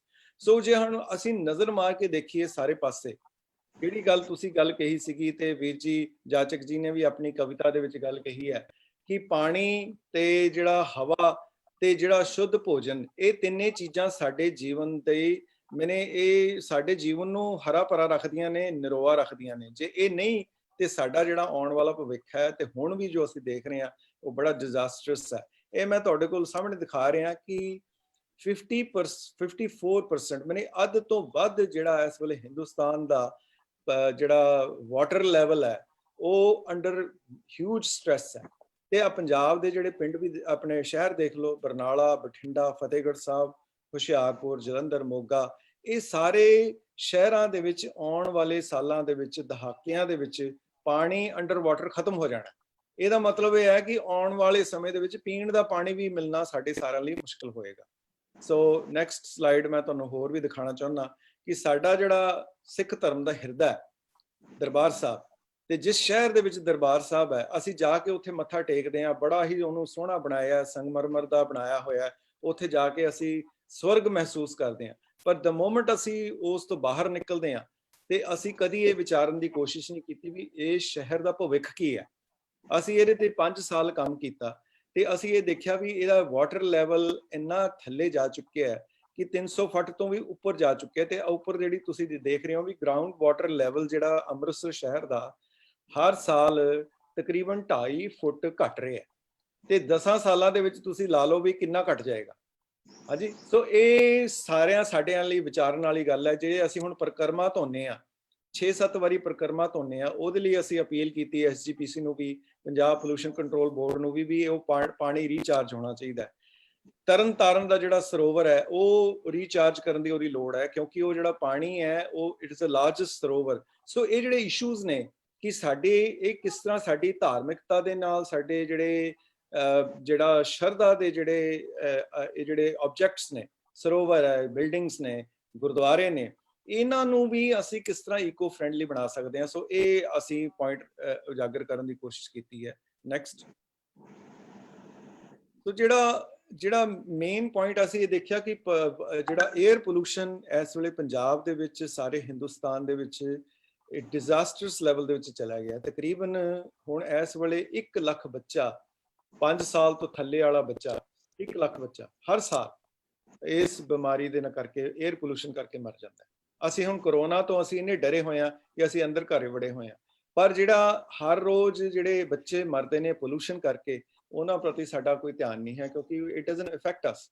ਸੋ ਜਦੋਂ ਤੱਕ ਦੂਸਰਿਆਂ ਦੇ ਘਰ ਦੀ ਜਿਹੜੀ ਅੱਗੇ ਲੱਗੀ ਅੱਗ ਨੂੰ ਅਸੀਂ ਬਸੰਤਰ ਸਮਝਦੇ ਹਾਂ, ਸੋ ਇਸ ਕਰਕੇ ਉਹ ਸਾਡੀ ਚੇਤਨਾ ਦੇ ਵਿੱਚ ਨਹੀਂ ਹੈ, ਪਰ ਇਹ ਇੰਪੈਕਟ ਉਹਦਾ ਬਹੁਤ ਜ਼ਿਆਦਾ। ਤੇ ਸਾਡੇ ਹੁਣ ਬਜ਼ੁਰਗ, ਸਾਡੇ ਬੱਚਿਆਂ ਨੂੰ ਵੀ, ਹੁਣ ਮੈਂ ਪੰਜਾਬ ਦੇ ਵਿੱਚ ਵੀ ਜਦੋਂ ਵਿਜ਼ਿਟ ਕਰਦੇ ਹਾਂ ਅਸੀਂ, ਸਾਨੂੰ ਪਤਾ ਲੱਗਦਾ ਵੀ ਜਿਹੜੇ ਸਾਡੇ ਬੱਚੇ ਨੇ ਉਹਨਾਂ ਨੂੰ ਐਸਟਮਾ ਦੀ ਬਿਮਾਰੀ ਵੱਧਦੀ ਜਾ ਰਹੀ ਹੈ। ਇਸ ਚੀਜ਼ ਨੂੰ ਟੈਕਲ ਕਰਨ ਲਈ ਅਸੀਂ ਇਹ ਜ਼ਰੂਰੀ ਸਮਝਿਆ ਵੀ ਕਿਤੇ ਤਾਂ ਅਸੀਂ ਉਹ ਜਿਹੜੀ ਸੁਨਿਆਰੇ ਦੀ ਟਕ ਟਕ ਟਕ ਟਕ ਕਰੀ ਜਾਈਏ, ਜਾਂ ਅਸੀਂ ਜਿਹੜਾ ਲੋਹਾਰ ਹੁੰਦਾ ਉਹਨੇ ਇੱਕ ਵੱਡਾ ਸਾਰਾ ਹਥੌੜਾ ਮਾਰਨਾ, ਉਹ ਹਥੌੜਾ ਮਾਰਨ ਦਾ ਜਿਹੜਾ ਅਸੀਂ ਇਹ ਕਦਮ ਇਹ ਚੁੱਕਿਆ ਕਿ ਗੁਰੂ ਨਾਨਕ ਦੇਵ ਜੀ ਮਹਾਰਾਜ ਦਾ ਜਿਹੜਾ ਗੁਰਪੁਰਬ ਆ ਰਿਹਾ ਸੀ, 550ਵਾਂ ਗੁਰਪੁਰਬ, ਅਸੀਂ ਕਿਹਾ ਵੀ ਕੀ ਅਸੀਂ ਉਹ ਗੁਰਪੁਰਬ ਨੂੰ ਉਸੇ ਤਰ੍ਹਾਂ ਹੀ ਮਨਾਉਣਾ ਹੈ ਜਿਸ ਤਰ੍ਹਾਂ ਪਹਿਲਾਂ ਮਨਾਉਂਦੇ ਆਏ ਆ। ਜਲੇਬੀਆਂ ਪਕੌੜੇ ਖਾ ਲਏ, ਨਗਰ ਕੀਰਤਨ ਕੱਢ ਲਏ, ਕੀਰਤਨ ਦਰਬਾਰ ਹੋ ਗਏ, ਹਾਂਜੀ, ਤੇ ਵਧੀਆ ਲੰਗਰ ਅਸੀਂ ਬਣਾਏ, ਉੱਥੇ ਹਰ ਕਿਸਮ ਦਾ ਪੋਲੂਸ਼ਨ ਕ੍ਰੀਏਟ ਕੀਤਾ, ਤੇ ਉਹ ਸਾਰੀ ਗੱਲ ਭੁੱਲ ਭੁਲਾ ਜਾਂਦੀ ਹੈ। ਹਫ਼ਤੇ 10 ਦਿਨਾਂ ਦੇ ਵਿੱਚ ਹੀ ਕਿਸੇ ਨੂੰ ਯਾਦ ਵੀ ਨਹੀਂ ਰਹਿੰਦਾ ਵੀ ਗੁਰਪੁਰਬ ਮਨਾਇਆ ਕਿੱਦਾਂ ਗਿਆ। ਇਸ ਕਰਕੇ ਅਸੀਂ ਸੁਣਿਆ ਕਿ ਇਹ ਜਿਹੜਾ ਗੁਰਪੁਰਬ ਹੈ, ਅਸੀਂ ਇਹਦੇ ਵਿੱਚ 550 ਰੁੱਖ ਗੁਰੂ ਦੇ ਨਾਮ ਜਿਹੜਾ ਇੱਕ ਮੁਹਿੰਮ ਸ਼ੁਰੂ ਕੀਤੀ, ਉਹਦੇ ਵਿੱਚ ਸਾਡਾ ਟਾਰਗੇਟ ਅਸੀਂ ਰੱਖਿਆ ਵੀ ਉਹ ਟਾਰਗੇਟ ਐਡਾ ਕੁ ਵੱਡਾ ਹੋਣਾ ਚਾਹੀਦਾ ਵੀ ਦੁਨੀਆ ਦੇ ਵਿੱਚ ਇਸ ਦਾ ਜ਼ਿਕਰ ਹੋਵੇ ਵੀ ਸਿੱਖਾਂ ਨੇ ਆਪਣੇ ਗੁਰੂ ਦਾ, ਜਿਸ ਗੁਰੂ ਨੇ ਇਹ ਗੱਲ ਕਹੀ ਹੈ ਬਲਹਾਰੀ ਕੁਦਰਤ ਵਸਿਆ, ਜਿਸ ਗੁਰੂ ਨੇ ਇਹ ਕਿਹਾ ਪਵਨ ਗੁਰੂ ਪਾਣੀ ਪਿਤਾ ਮਾਤਾ ਧਰਤ ਮਹਤ, ਉਸ ਗੁਰੂ ਦਾ ਦਿਨ ਅਸੀਂ ਜਦੋਂ ਮਨਾਉਣ ਜਾ ਰਹੇ ਹਾਂ, ਕੀ ਅਸੀਂ ਕੋਈ ਇਹੋ ਜਿਹਾ ਕਦਮ ਚੁੱਕ ਸਕਦੇ ਹਾਂ ਜਿਹਦੇ ਨਾਲ ਸਾਰੀ ਦੁਨੀਆ ਦੇ ਮੈਪ ਦੇ ਉੱਤੇ ਇਸ ਗੱਲ ਨੂੰ ਉਭਾਰਿਆ ਜਾ ਸਕੇ। ਸੋ ਅਸੀਂ ਇਹ 550 ਰੁੱਖਾਂ ਦਾ ਜਿਹੜਾ ਇਹ ਨਾਅਰਾ ਦਿੱਤਾ, ਉਹਦੀ ਬੜੀ ਸਾਨੂੰ ਸਪੋਰਟ ਮਿਲੀ ਆ। ਤੁਸੀਂ ਦੇਖ ਸਕਦੇ ਹੋ ਵੀ ਕੈਨੇਡਾ ਦੇ ਵਿੱਚ ਵੀ ਲੋਕਾਂ ਨੇ ਰੁੱਖ ਲਗਾਏ, ਮਿਸਿਸਾਗਾ ਦੇ ਵਿੱਚ, ਟੋਰਾਂਟੋ ਦੇ ਕੋਲ, ਤੇ ਇੱਧਰੋਂ ਵਿਕਟੋਰੀਆ, ਮੈਲਬੌਰਨ, ਆਸਟ੍ਰੇਲੀਆ ਦੇ ਵਿੱਚ ਇੱਦਾਂ ਰੁੱਖ ਲਗਾਏ ਗਏ। ਸਿੱਖਾਂ ਨੇ ਜਿਹੜਾ 1 ਮਿਲੀਅਨ ਇਹਦਾ ਜ਼ਿਕਰ ਗਾਰਡੀਅਨ ਪੇਪਰ ਨੇ ਦਿੱਤਾ, ਜਿਹੜਾ ਕਿ ਸਾਰੀ ਦੁਨੀਆ ਦੇ ਪ੍ਰੈਸ ਦੇ ਵਿੱਚ ਗਿਆ, ਔਰ ਕਈ ਲੋਕਾਂ ਨੇ ਸਾਨੂੰ, ਗੋਰਿਆਂ ਨੇ, ਹੋਰਾਂ ਦੂਜੀਆਂ ਕਮਿਊਨਿਟੀਜ਼ ਨਾਲ ਕੰਟੈਕਟ ਕੀਤਾ। ਇਹ ਬਰਮਾ ਦੀ ਹੈਗੀ ਹੈ ਜਿੱਥੇ 550 ਰੁੱਖ ਲਗਾਏ। ਸਾਰੇ ਬਰਮਾ ਦੇ ਗਵਰਨਮੈਂਟ ਦੇ ਟਾਪ ਅਫੀਸ਼ੀਅਲਸ ਉੱਤੇ ਮਿਨਿਸਟਰਸ ਆ ਕੇ ਉਹਨਾਂ ਨੇ ਸਿੱਖਾਂ ਦੀ ਪ੍ਰੇਜ਼ ਕੀਤੀ। ਜਿਹੜਾ ਬਰਮਾ ਦਾ ਜਿਹੜਾ ਸਭ ਤੋਂ ਵੱਡਾ ਬੁੱਧਿਸਟ ਟੈਂਪਲ ਆ, ਉਹਦੇ ਨਾਲ ਇਹ ਜੰਗਲ ਮੈਨੇ 550 ਰੁੱਖ ਲੱਗੇ ਨੇ। ਥਾਈਲੈਂਡ ਦੀ ਇਹ ਪਿਕਚਰ ਹੈਗੀ ਹੈ। ਸੋ ਇਹ ਇੱਕ ਲੋਕਾਂ ਨੂੰ ਇੱਕ ਚੰਗੀ ਗੱਲ ਸਮਝ ਆ ਗਈ ਵੀ ਇਹ ਕਰਨਾ ਜ਼ਰੂਰੀ ਹੈ। ਹਾਂਗਕਾਂਗ ਦੇ ਸਿੱਖਾਂ ਨੇ ਉੱਥੇ ਜੰਗਲ ਲਗਾਏ। ਇਹਦੇ ਨਾਲ ਜਿਹੜੀ ਨਾ ਸਿਰਫ ਸਾਡੀ PR ਬਣਦੀ ਹੈ, ਬਲਕਿ ਗੁਰੂ ਨਾਨਕ ਦੇਵ ਜੀ ਮਹਾਰਾਜ ਬਾਰੇ ਵੀ ਲੋਕਾਂ ਨੂੰ ਪਤਾ ਲੱਗਦਾ ਵੀ ਉਹ ਕਿਸ ਕਿਸਮ ਦਾ ਗੁਰੂ ਸੀ, ਜਿਸ ਨੂੰ ਇਨਸਪਾਇਰ ਹੋ ਕੇ ਉਹਦੇ ਜਿਹੜੇ ਚੇਲੇ ਨੇ ਅੱਜ ਦੁਨੀਆ ਨੂੰ ਹਰਾ ਭਰਾ ਬਚਾਉਣ ਲਈ ਯਤਨ ਕਰ ਰਹੇ ਨੇ। ਸੋ ਇਹ ਇੱਕ ਜਿਹੜਾ ਐਫਰਟ ਅਸੀਂ ਕੀਤਾ। ਪਰ ਜਿਹੜੀ ਖੁਸ਼ੀ ਦੀ ਗੱਲ ਮੈਂ ਜਿਹੜੀ ਆਪ ਜੀ ਨਾਲ ਸ਼ੇਅਰ ਕਰਨਾ ਚਾਹੁੰਦਾ ਕਿ ਫਰਵਰੀ 2019 ਦੇ ਵਿੱਚ ਅਸੀਂ ਸਰਦਾਰ ਚਰਨ ਸਿੰਘ ਹੈਗੇ ਨੇ ਬੰਬੇ ਦੇ ਵਿੱਚ, ਜਿਨ੍ਹਾਂ ਨਾਲ ਮੁਲਾਕਾਤ ਹੋਈ। ਬੜਾ ਹੀ ਸਾਨੂੰ ਵਧੀਆ ਇੱਕ ਮੈਥਡੋਲੋਜੀ ਨਾਲ ਇੰਟਰੋਡਕਸ਼ਨ ਕਰਨ ਦਾ ਮੌਕਾ ਮਿਲਿਆ। ਉਹ ਹੈ ਮਿਆਵਾਕੀ ਜਿਹੜਾ ਫੋਰੈਸਟ ਟੈਕਨੀਕ। ਉਸ ਨੂੰ ਅਸੀਂ ਅਡਾਪਟ ਕਰਕੇ ਪੰਜਾਬ ਦੇ ਵਿੱਚ ਪਹਿਲਾ ਜੰਗਲ ਮਾਰਚ 14 ਨੂੰ ਅਸੀਂ ਪਿਛਲੇ ਸਾਲ ਲਗਾਇਆ। ਤੇ ਤੁਸੀਂ ਦੇਖ ਸਕਦੇ ਹੋ ਵੀ ਹਰ ਜਿਹੜਾ ਜੰਗਲ ਹੈ ਇਸ ਵੇਲੇ 145 ਜੰਗਲ ਸਾਰੇ ਪੰਜਾਬ ਦੇ ਵਿੱਚ, ਗੁਜਰਾਤ, ਮਹਾਰਾਸ਼ਟਰ, ਹਰਿਆਣਾ, ਰਾਜਸਥਾਨ, ਜੰਮੂ, ਇੱਕ ਪਾਕਿਸਤਾਨ ਦੇ ਵਿੱਚ ਵੀ ਇਹ ਜੰਗਲ ਲਗਾ ਦਿੱਤੇ ਗਏ ਨੇ। ਤੇ ਹਰ ਜੰਗਲ ਦੇ ਵਿੱਚ 99.9% ਜਿਹੜੇ ਰੁੱਖ ਨੇ ਉਹ ਸਰਵਾਈਵ ਕਰਦੇ ਨੇ, ਥਰਾਈਵ ਕਰਦੇ ਨੇ। ਤੇ ਜਿਹੜੀ ਸਾਡੀ ਕੋਸ਼ਿਸ਼ ਹੁੰਦੀ ਹੈ ਵੀ ਇਹ ਜਿਹੜੇ ਰੁੱਖ ਉਹ ਲਗਾਏ ਜਾਣ। ਇਸ ਜੰਗਲ ਦੀ ਲਗਾਉਣ ਦੀ ਵਿਧੀ ਤੇ ਟੈਕਨੀਕ ਹੀ ਇਹ ਹੈ ਕਿ ਇਹਦੇ ਵਿੱਚ ਰੁੱਖ ਉਹ ਲਗਾਏ ਜਾਂਦੇ ਨੇ ਜਿਹੜੇ ਨੇਟਿਵ ਰੁੱਖ ਨੇ।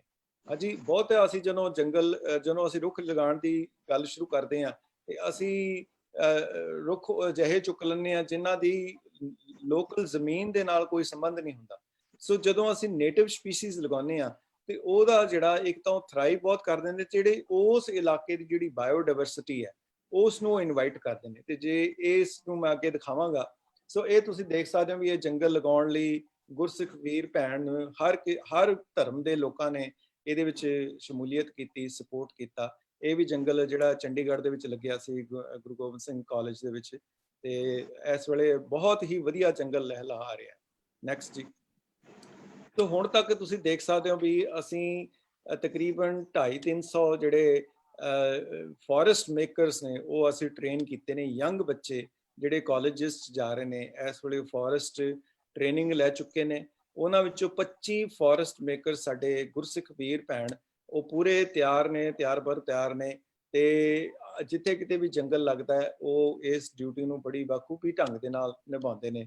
ਸੋ ਗੁਰੂ ਨਾਨਕ ਸੇਕਰਡ ਫੋਰੈਸਟ ਹੁਣ ਇਸ ਵੇਲੇ ਗੂਗਲ ਮੈਪ ਦੇ ਉੱਤੇ ਵੀ ਆ ਗਿਆ। ਜੇ ਤੁਸੀਂ ਡਰਾਈਵ ਕਰ ਰਹੇ ਹੋ ਪੰਜਾਬ ਵਾਲੇ ਪਾਸੇ ਜਾਂ ਕਿਤੇ ਹੋਰ ਵੀ, ਉਹ ਗੂਗਲ ਮੈਪ ਦੇ ਉੱਤੇ ਗੁਰੂ ਨਾਨਕ ਸੇਕਰਡ ਫੋਰੈਸਟ ਤੁਸੀਂ ਦੇਖ ਕੇ ਤੁਸੀਂ ਵਿਜ਼ਿਟ ਕਰ ਸਕਦੇ ਹੋ ਤੇ ਦੇਖ ਸਕਦੇ ਹੋ ਵੀ ਜੰਗਲ ਕਿੰਨਾ ਕੁ ਥਰਾਈਵ ਕਰ ਰਿਹਾ, ਕਿੰਨਾ ਕੁ ਉਸ ਵੇਲੇ ਸਰਵਾਈਵ ਕਰ ਰਿਹਾ। ਸੋ ਜਿਹੜੀ ਗੱਲ ਆਪਾਂ ਇਸ ਸਾਲ ਦਾ ਜਿਹੜਾ ਵਰਲਡ ਇਨਵਾਇਰਨਮੈਂਟ ਡੇ ਹੈ ਉਹਦੇ ਵਿੱਚ ਯੂਨਾਈਟਿਡ ਨੇਸ਼ਨਸ ਨੇ ਇੱਕ ਥੀਮ ਬਣਾਇਆ। ਹਰ ਸਾਲ ਇੱਕ ਨਵਾਂ ਥੀਮ ਹੁੰਦਾ ਹੈ। ਇਸ ਸਾਲ ਦਾ ਜਿਹੜਾ ਥੀਮ ਸੀਗਾ ਉਹ ਬਾਇਓਡਾਇਵਰਸਿਟੀ ਦਾ ਸੀ। ਬਾਇਓਡਾਇਵਰਸਿਟੀ ਦਾ ਕਿਉਂ ਹੈਗਾ ਇਹ ਮੈਂ ਆਪ ਜੀ ਨਾਲ ਸ਼ੇਅਰ ਕਰਨਾ ਚਾਹਣਾ ਕਿ ਇਸ ਵੇਲੇ ਹਰ ਰੋਜ਼ ਦੁਨੀਆ ਦੇ ਵਿੱਚ, ਸਾਰੇ ਸੰਸਾਰ ਦੇ ਵਿੱਚ 150 ਸਪੀਸ਼ੀਜ਼ ਡਿਫਰੈਂਟ ਕਿਸਮ ਦੀਆਂ ਪਲਾਂਟਸ, ਜਿਹੜੇ ਐਨੀਮਲਸ ਨੇ, ਜਿਹੜੇ ਮਧੂਮੱਖੀਆਂ ਤੋਂ ਲੈ ਕੇ ਛੋਟੇ ਛੋਟੇ ਜੀਵ ਜੰਤੂਆਂ ਤੋਂ ਲੈ ਕੇ ਟਰੀਜ਼ ਤੱਕ ਤੇ ਐਨੀਮਲਸ ਤੱਕ ਉਹ ਡਿਸਅਪੀਅਰ ਹੋ ਰਹੀਆਂ ਬਿਕੋਜ਼ ਜੋ ਅਸੀਂ ਤਬਾਹੀ ਮਚਾਈ ਹੋਈ ਹੈ ਇਨਸਾਨ ਨੇ ਇਸ ਸਾਰੀ ਦੁਨੀਆ ਦੇ ਵਿੱਚ।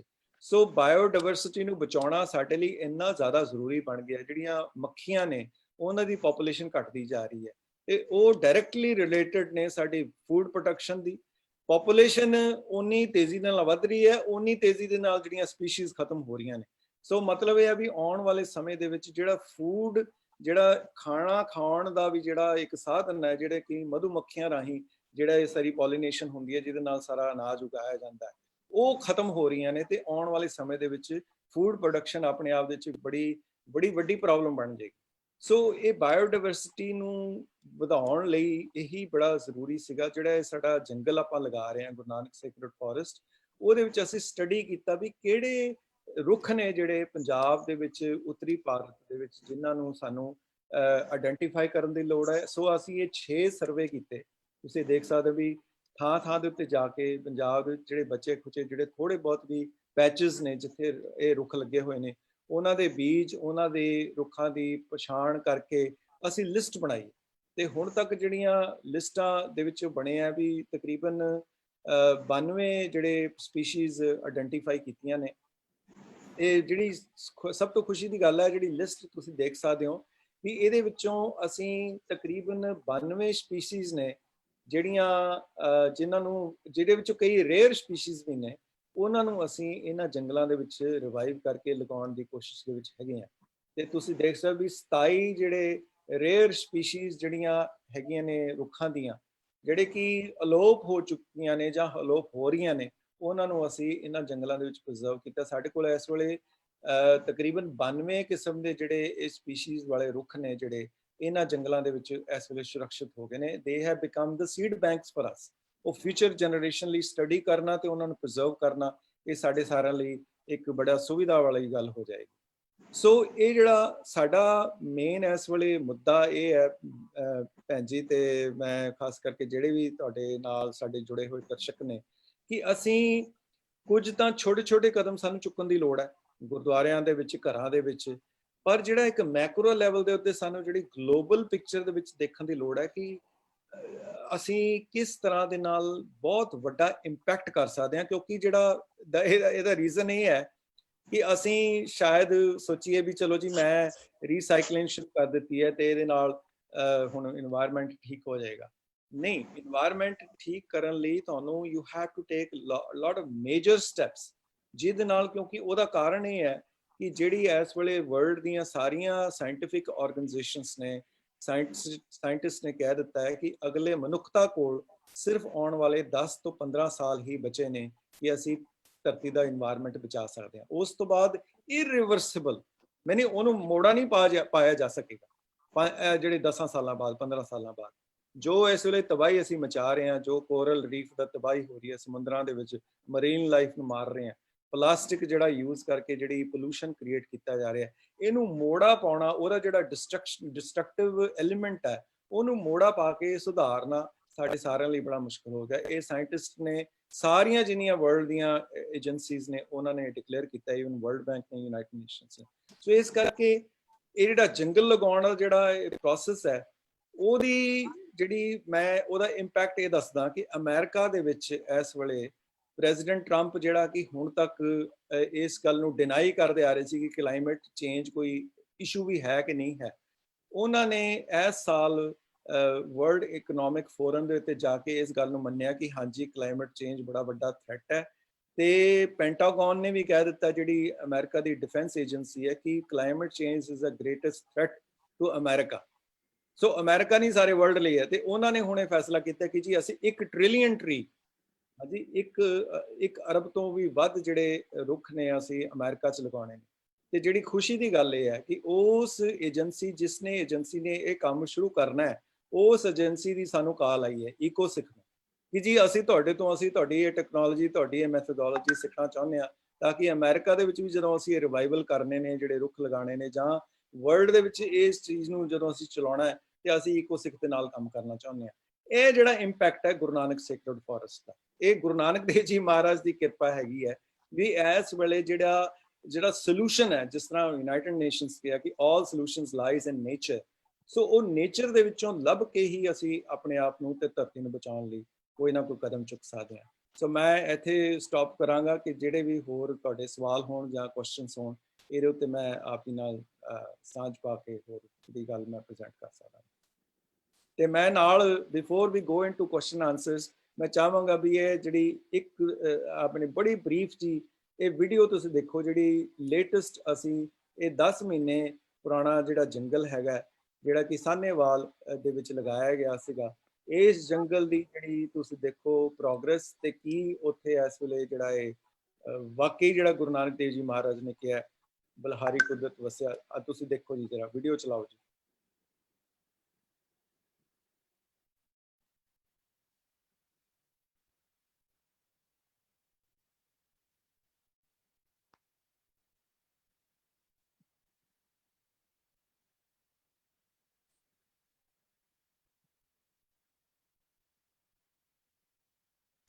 ਹਾਂਜੀ, ਵੀਡੀਓ ਪਤਾ ਨਹੀਂ ਸਟਕ ਹੋ ਗਿਆ ਜਾਂ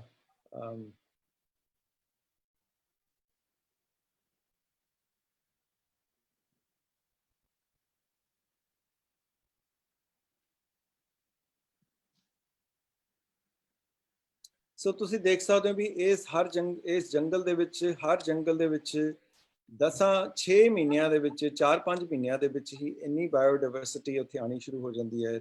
ਕਿਸਮ ਦੇ ਜਿਹੜੀਆਂ ਤਿਤਲੀਆਂ, ਭੌਰੇ, ਬੀਜ਼ ਤੇ ਜਿਹੜੇ ਮਾਈਕਰੋ ਆਰਗੇਨਿਜ਼ਮਸ, ਜਿਹੜੇ ਛੋਟੇ ਜੀਵ ਜੰਤੂ ਉੱਥੇ ਆਣੇ ਸ਼ੁਰੂ ਹੋ ਜਾਂਦੇ ਨੇ। ਪੰਛੀ ਕਿਸਮ ਦੇ ਆਣੇ ਸ਼ੁਰੂ ਹੋ ਜਾਂਦੇ ਨੇ ਤੇ ਮੈਨੇ 6 ਮਹੀਨਿਆਂ ਦੇ ਵਿੱਚ ਵੀ 15-15, 20-20 ਫੁੱਟ ਜਿਹੜੇ ਰੁੱਖ ਨੇ ਉਹ ਉੱਪਰ ਜਾਣੇ ਸ਼ੁਰੂ ਹੋ ਜਾਂਦੇ ਨੇ। ਇਹਦਾ ਸਭ ਤੋਂ ਵੱਡਾ ਕਾਰਨ ਇਹ ਹੈ, ਇਹ ਕਿਉਂ ਸਰਵਾਈਵ ਕਰਦੇ ਨੇ ਤੇ ਕਿਉਂ ਇੰਨੀ ਛੇਤੀ ਇਹਨਾਂ ਦੀ ਗਰੋਥ ਹੁੰਦੀ ਹੈ, ਕਿਉਂਕਿ ਇਹ ਜਿਹੜੀ ਧਰਤੀ ਹੁੰਦੀ ਹੈ ਉਹਨੂੰ ਪਹਿਲਾਂ ਤਿਆਰ ਕੀਤਾ ਜਾਂਦਾ ਹੈ। ਉਹ ਧਰਤੀ ਦੇ ਵਿੱਚ ਪਹਿਲਾਂ ਰੂੜੀ, ਤੂੜੀ ਤੇ ਰਾਈਸ ਹਸਕ ਤੇ ਜਿਹੜੇ ਕਈ ਕਿਸਮ ਦੇ ਆਰਗੈਨਿਕ ਮਟੀਰੀਅਲ ਪਾ ਕੇ ਉਸ ਧਰਤੀ ਨੂੰ ਰੀਨਿਊ ਕੀਤਾ ਜਾਂਦਾ ਹੈ ਤੇ ਫਿਰ ਜਦੋਂ ਨਾਲ ਜਦੋਂ ਇਹ ਰੁੱਖ ਲੱਗਦੇ ਨੇ ਤੇ ਇਹ ਇੱਕ ਦੂਜੇ ਦੀਆਂ ਜੜ੍ਹਾਂ ਨੂੰ ਸਪੋਰਟ ਕਰਦੇ ਨੇ। ਜਿਹਨੂੰ ਨਾਈਟ੍ਰੋਜਨ ਜ਼ਿਆਦਾ ਚਾਹੀਦੀ ਹੈ ਉਹ ਨਾਈਟ੍ਰੋਜਨ ਲੈਂਦਾ, ਜਿਹੜਾ ਐਲੀਮੈਂਟ ਚਾਹੀਦਾ ਉਹ ਇੱਕ ਦੂਜੇ ਨੂੰ ਸਪੋਰਟ ਕਰਦੇ ਆ। ਇਹ ਬੜਾ ਇੱਕ ਅਦਭੁਤ ਚੀਜ਼ ਸਾਨੂੰ ਦੇਖਣ ਨੂੰ ਮਿਲੀ ਹੈ ਜੰਗਲਾਂ ਦੇ ਵਿੱਚ ਜਿਹੜੇ ਅਸੀਂ ਲਗਾਏ ਨੇ, ਕਿ ਪਰਿਵਾਰਾਂ ਦੇ ਵਿੱਚ ਅਸੀਂ ਰਹਿ ਕੇ ਲੜਾਈ ਝਗੜਾ ਸਾਡਾ ਸ਼ੁਰੂ ਹੋ ਜਾਂਦਾ ਹੈ, ਪਰ ਜਿਹੜੇ ਜੰਗਲ ਵਾਲੇ ਪਰਿਵਾਰ, ਜਿਹੜੇ ਰੁੱਖ ਜਦੋਂ ਪਰਿਵਾਰ 'ਚ ਰਹਿੰਦੇ ਨੇ ਤਾਂ ਇੱਕ ਦੂਜੇ ਨੂੰ ਸਪੋਰਟ ਕਰਦੇ ਨੇ। ਅਸੀਂ ਜੜ੍ਹਾਂ ਵੱਢਦੇ ਹਾਂ, ਉਹ ਜੜ੍ਹਾਂ ਸਪੋਰਟ ਕਰਦੇ ਨੇ ਇੱਕ ਦੂਜੇ।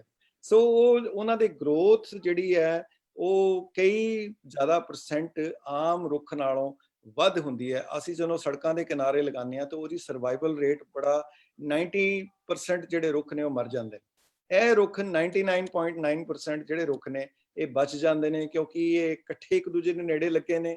ਇਹਨਾਂ ਦੀ ਜਿਹੜਾ ਬੈੱਡ ਤਿਆਰ ਕੀਤਾ ਜਾਂਦਾ ਤੇ ਬਾਇਓਡਾਇਵਰਸਿਟੀ ਜਿਹੜੀ ਆਉਂਦੀ ਹੈ, ਇਹਨੂੰ ਪਾਣੀ ਵੀ ਫਿਰ ਸਾਲ ਬਾਅਦ ਇਹਨੂੰ ਪਾਣੀ ਵੀ ਦੇਣ ਦੀ ਵੀ ਬਹੁਤ ਘੱਟ ਲੋੜ ਹੈਗੀ ਹੈ, ਤੁਹਾਨੂੰ ਮੇਨਟੇਨੈਂਸ ਵੀ ਤੁਹਾਡੀ ਬਹੁਤ ਘੱਟ ਹੈਗੀ ਹੈ।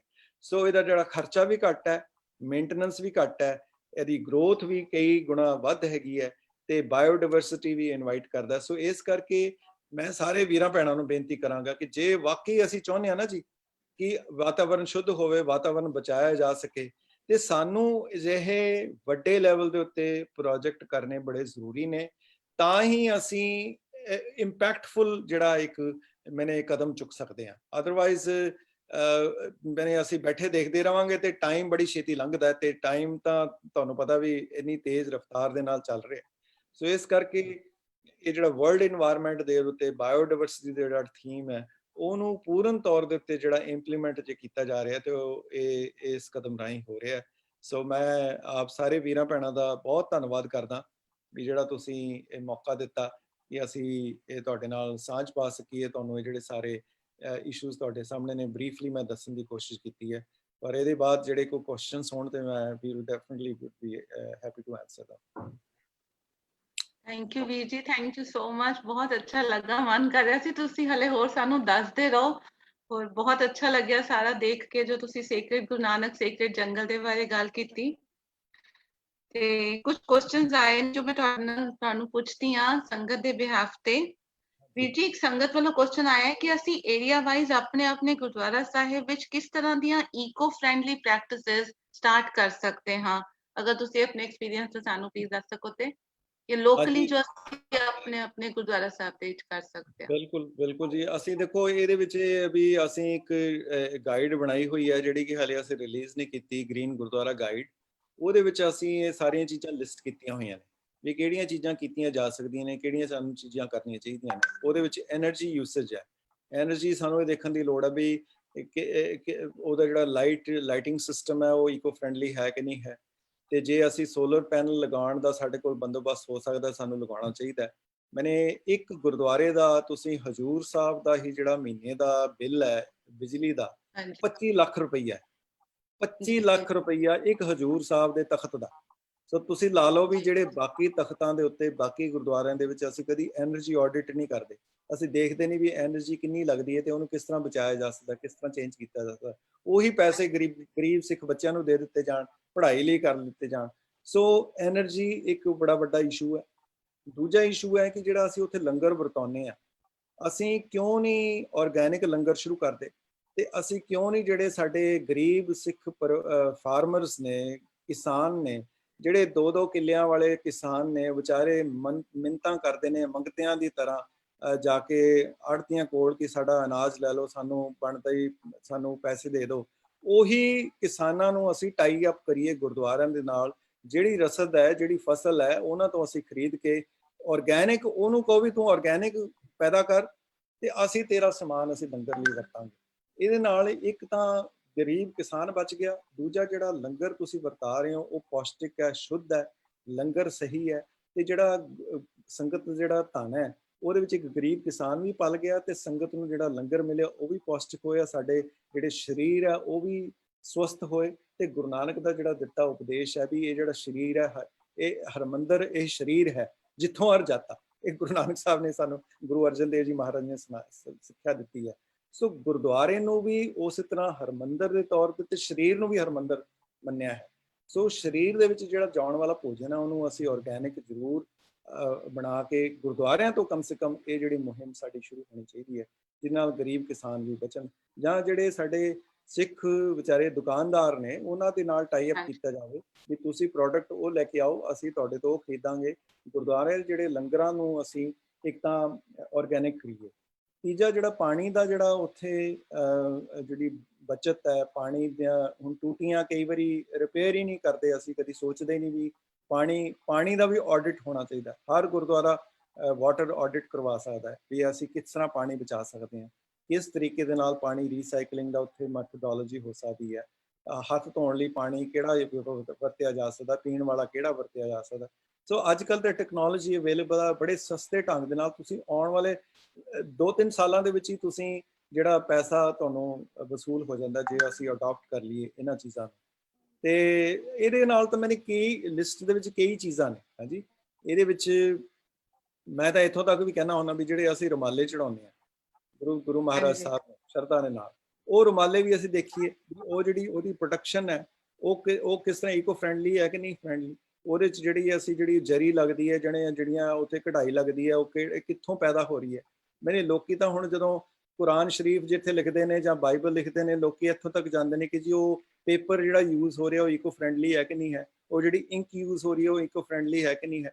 Why can't we start thinking on those terms also ਵੀ ਗੁਰੂ ਗ੍ਰੰਥ ਸਾਹਿਬ ਨੂੰ ਜਦੋਂ ਅਸੀਂ ਉਹਦੀ ਜਿਹੜੀ ਪ੍ਰੋਡਕਸ਼ਨ ਹੋ ਰਹੀ ਹੈ ਉਹਦੇ ਵਿੱਚ ਹਰ ਚੀਜ਼ ਉਹ ਇਕੋ ਫਰੈਂਡਲੀ ਹੈ ਕਿ ਨਹੀਂ, ਰੁਮਾਲੇ ਇਕੋ ਫਰੈਂਡਲੀ ਹੈ ਕਿ ਨਹੀਂ, ਤਾਂ ਕਿ ਵਾਤਾਵਰਨ ਨੂੰ ਨੁਕਸਾਨ ਨਹੀਂ ਪਹੁੰਚ ਰਿਹਾ, ਤੇ ਜਿਹੜੇ ਰੁਮਾਲੇ ਨੇ ਉਹਨਾਂ ਨੂੰ ਰੀਸਾਈਕਲ ਕੀਤਾ ਜਾਵੇ। ਸੋ ਦੇਰ ਇਜ਼ ਮੈਨੀ ਡਿਫਰੈਂਟ ਵੇਜ਼ ਅਸੀਂ ਆਪਣੇ ਗੁਰਦੁਆਰਿਆਂ ਤੋਂ ਗੱਲ ਸ਼ੁਰੂ ਕਰਦੇ ਹਾਂ। ਤੇ ਅਖੀਰ ਦੇ ਵਿੱਚ ਜਿਹੜਾ ਪੁਆਇੰਟ ਮੈਂ ਜ਼ਰੂਰ ਐਮਫਸਾਈਜ਼ ਕਰਨਾ ਚਾਹਾਂਗਾ ਵੀ ਕੰਪੋਸਟਿੰਗ ਕਰਨੀ ਸ਼ੁਰੂ ਕਰੀਏ। ਜਿਹੜਾ ਸਾਡਾ ਛਿੱਲੜ ਹੈ ਜਿੰਨਾ ਕਿ ਅਸੀਂ ਬਚਦਾ ਹੈ, ਮੈਨੂੰ ਯਾਦ ਹੈ ਕਿ ਜਦੋਂ ਦਰਬਾਰ ਸਾਹਿਬ ਦੇ ਆਰਗੈਨਿਕ ਲੰਗਰ ਕਰਨ ਦੀ ਗੱਲ ਅਸੀਂ SGPC ਨਾਲ ਗੱਲ ਕੀਤੀ, ਸਾਨੂੰ 2-2.5 ਸਾਲ ਲੱਗੇ ਉਹਨਾਂ ਨਾਲ ਇਹ ਪਰਸੂਏਡ ਕਰਨ ਲਈ ਕਿ ਜੀ ਦਰਬਾਰ ਸਾਹਿਬ ਦਾ ਲੰਗਰ ਆਰਗੈਨਿਕ ਕੀਤਾ ਜਾਵੇ। ਤੇ ਬੜੀ ਰੈਜ਼ਿਸਟੈਂਸ ਸੀ ਕਿਉਂਕਿ ਉਹ ਕਹਿੰਦੇ ਜੀ ਉਹ ਇੱਕ ਜਿਹੜਾ ਸਿਸਟਮ ਬਣਿਆ ਹੁੰਦਾ ਨਾ ਕਿ ਜੀ ਹੁਣ ਦਾਨ ਆ ਰਿਹਾ ਜੀ, ਗੇਹੂੰ ਆ ਰਹੀ ਹੈ ਜੀ, ਦਾਲਾਂ ਆ ਰਹੀਆਂ ਨੇ, ਅਸੀਂ ਕਿਸ ਤਰ੍ਹਾਂ ਲੋਕਾਂ ਨੂੰ ਕਹੀਏ ਨਾ ਲੈ ਕੇ ਆਓ। ਅਸੀਂ ਕਿਹਾ ਤੁਸੀਂ ਸ਼ੁਰੂ ਤਾਂ ਕਰੋ। ਉਹਨਾਂ ਨੇ 5 ਏਕੜ ਤੋਂ ਸ਼ੁਰੂ ਕੀਤਾ, 5 ਏਕੜ ਤੋਂ ਲੈ ਕੇ ਹੁਣ ਇਸ ਵੇਲੇ 13-14 ਏਕੜ ਦੇ ਉੱਤੇ ਆਰਗੈਨਿਕ ਫਾਰਮਿੰਗ ਹੋ ਰਹੀ ਹੈ। ਦਰਬਾਰ ਸਾਹਿਬ ਦਾ ਜਿੰਨਾ ਦਾਲ ਮਸਾਲਾ, ਅਦਰਕ, ਲਸਣ, ਪਿਆਜ਼, ਇਹ ਸਾਰਾ ਉਸ ਫਾਰਮ ਤੋਂ ਆ ਰਿਹਾ।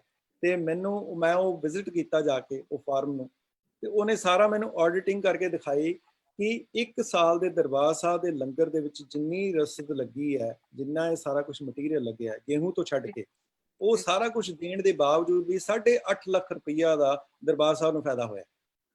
ਸੋ ਜਸਟ ਇਮੇਜਿਨ ਕਰੋ ਕਿ ਜੇ ਅਸੀਂ ਵਾਕਈ ਸਹੀ ਢੰਗ ਦੇ ਨਾਲ ਕੰਮ ਕਰਨਾ ਸ਼ੁਰੂ ਕਰ ਦਈਏ ਤੇ ਸਗੋਂ ਪੈਸੇ ਬਚਦੇ ਨੇ ਗੁਰਦੁਆਰਾ ਸਾਹਿਬ, ਮਨੇ ਘਟਦੇ ਨਹੀਂ ਹੈਗੇ ਜੇ ਅਸੀਂ ਇਹ। ਤੇ ਇਹੀ ਚੀਜ਼ ਜੇ ਅਸੀਂ ਕੰਪੋਸਟਿੰਗ ਸ਼ੁਰੂ ਕਰ ਦਈਏ, ਕੰਪੋਸਟਿੰਗ ਨੂੰ ਮੈਂ ਇਹ ਵੀ ਹੁਣ ਅਸੀਂ ਪ੍ਰਪੋਜ਼ਲ ਦਿੱਤੀ ਹੈ ਦਰਬਾਰ ਸਾਹਿਬ ਦੇ ਨੂੰ ਕਿ ਅਸੀਂ ਕੰਪੋਸਟਿੰਗ ਜਿਹੜਾ ਉੱਥੇ ਕਿੰਨਾ ਜ਼ਿਆਦਾ ਜਿਹੜਾ ਉੱਥੇ ਛਿੱਲੜ ਜਿਹੜਾ ਬਚਦਾ ਹੈ, ਉਸ ਛਿੱਲੜ ਨੂੰ ਰੀਸਾਈਕਲਿੰਗ ਕਰਕੇ ਕੰਪੋਸਟ ਕਰਕੇ ਤੁਸੀਂ ਸਿੱਖ ਫਾਰਮਰਸ ਨੂੰ ਦੇ ਦੇਂਗੇ। ਹਰ ਫਾਰਮਰ ਕਹੂਗਾ ਯਾਰ ਦਰਬਾਰ ਸਾਹਿਬ ਦੇ ਲੰਗਰ ਦਾ ਜਿਹੜਾ ਕੰਪੋਸਟ ਹੈ ਉਹ ਮੈਂ ਆਪਣੇ ਖੇਤਾਂ 'ਚ ਲਗਾਵਾਂ, ਉਹਦੀ ਜਿਹੜੀ ਉਪਜਾਊ ਸ਼ਕਤੀ ਹੋਰ ਵਧੇਗੀ।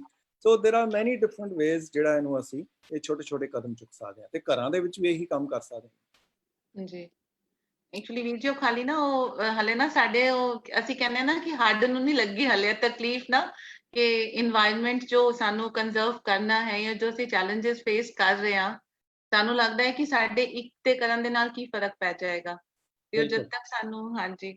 ਤੇ ਵੀਰ ਜੀ ਇੱਕ ਹੋਰ ਕੁਐਸਚਨ ਹੈ ਕਿ ਹੁਣੇ ਤੁਸੀਂ ਜੋ ਗੁਰੂ ਨਾਨਕ ਸੇਕਰਡ ਜੰਗਲ ਦੀ ਗੱਲ ਕੀਤੀ, ਬੜਾ ਹੀ ਅੱਛਾ ਲੱਗਾ ਦੇਖ ਕੇ, ਤੇ ਤੁਸੀਂ ਪਲੀਜ਼ ਇਹ ਦੱਸ ਸਕਦੇ ਹੋ ਕਿ ਇਹਦੇ ਵਾਸਤੇ ਕਿੰਨੇ ਇੱਕ ਮਿਨੀਮਮ ਏਰੀਆ ਦੀ ਲੋੜ ਹੈਗੀ ਹੈ, ਅਗਰ ਅਸੀਂ ਦਿੱਲੀ ਦੇ ਵਿੱਚ ਜਾਂ ਕਿਧਰੇ ਹੋਰ ਜਿਹੜੀਆਂ ਜ਼ਿਆਦਾ ਹਾਈਲੀ ਪੋਪੂਲੇਟਡ ਸਿਟੀਜ਼ ਹੈਗੀਆਂ ਨੇ ਅਗਰ ਉੱਥੇ ਲਗਵਾਣੇ ਹੈ, ਤੇ ਕਿੰਨੀ ਮਿਨੀਮਮ ਏਰੀਆ ਕਿੰਨਾ ਤੁਹਾਨੂੰ ਚਾਹੀਦਾ, ਤੁਹਾਨੂੰ ਲੱਗਦਾ ਹੈ ਕਿ ਇੰਨੇ ਏਰੀਆ ਦੇ ਵਿੱਚ ਲੱਗ ਸਕਦਾ ਹੈਗਾ ਹੈ, ਤੇ ਇਹਨਾਂ ਦੀ ਕਿੰਨੀ ਸੰਭਾਲ ਕਰਨੀ ਪੈਂਦੀ, ਕਿਉਂਕਿ ਜਿਵੇਂ ਅਸੀਂ ਲਗਾਏ ਪਿੱਛੇ ਥੋੜੇ ਦਿਨ ਦੇ ਪੇੜ ਜਦੋਂ ਗੁਰੂ ਨਾਨਕ ਦੇਵ ਜੀ ਦੇ ਗੁਰਪੁਰਬ ਤੋਂ ਪਹਿਲਾਂ, ਤੇ ਉਹ ਨਾ ਸਸਟੇਨ ਨਹੀਂ ਕਰ ਪਾਏ ਕਿਉਂਕਿ ਉਹਨਾਂ ਨੂੰ ਪਾਣੀ ਦੇਣ ਦੀ ਬੜੀ ਦਿੱਕਤ ਹੋ ਜਾਂਦੀ ਸੀ।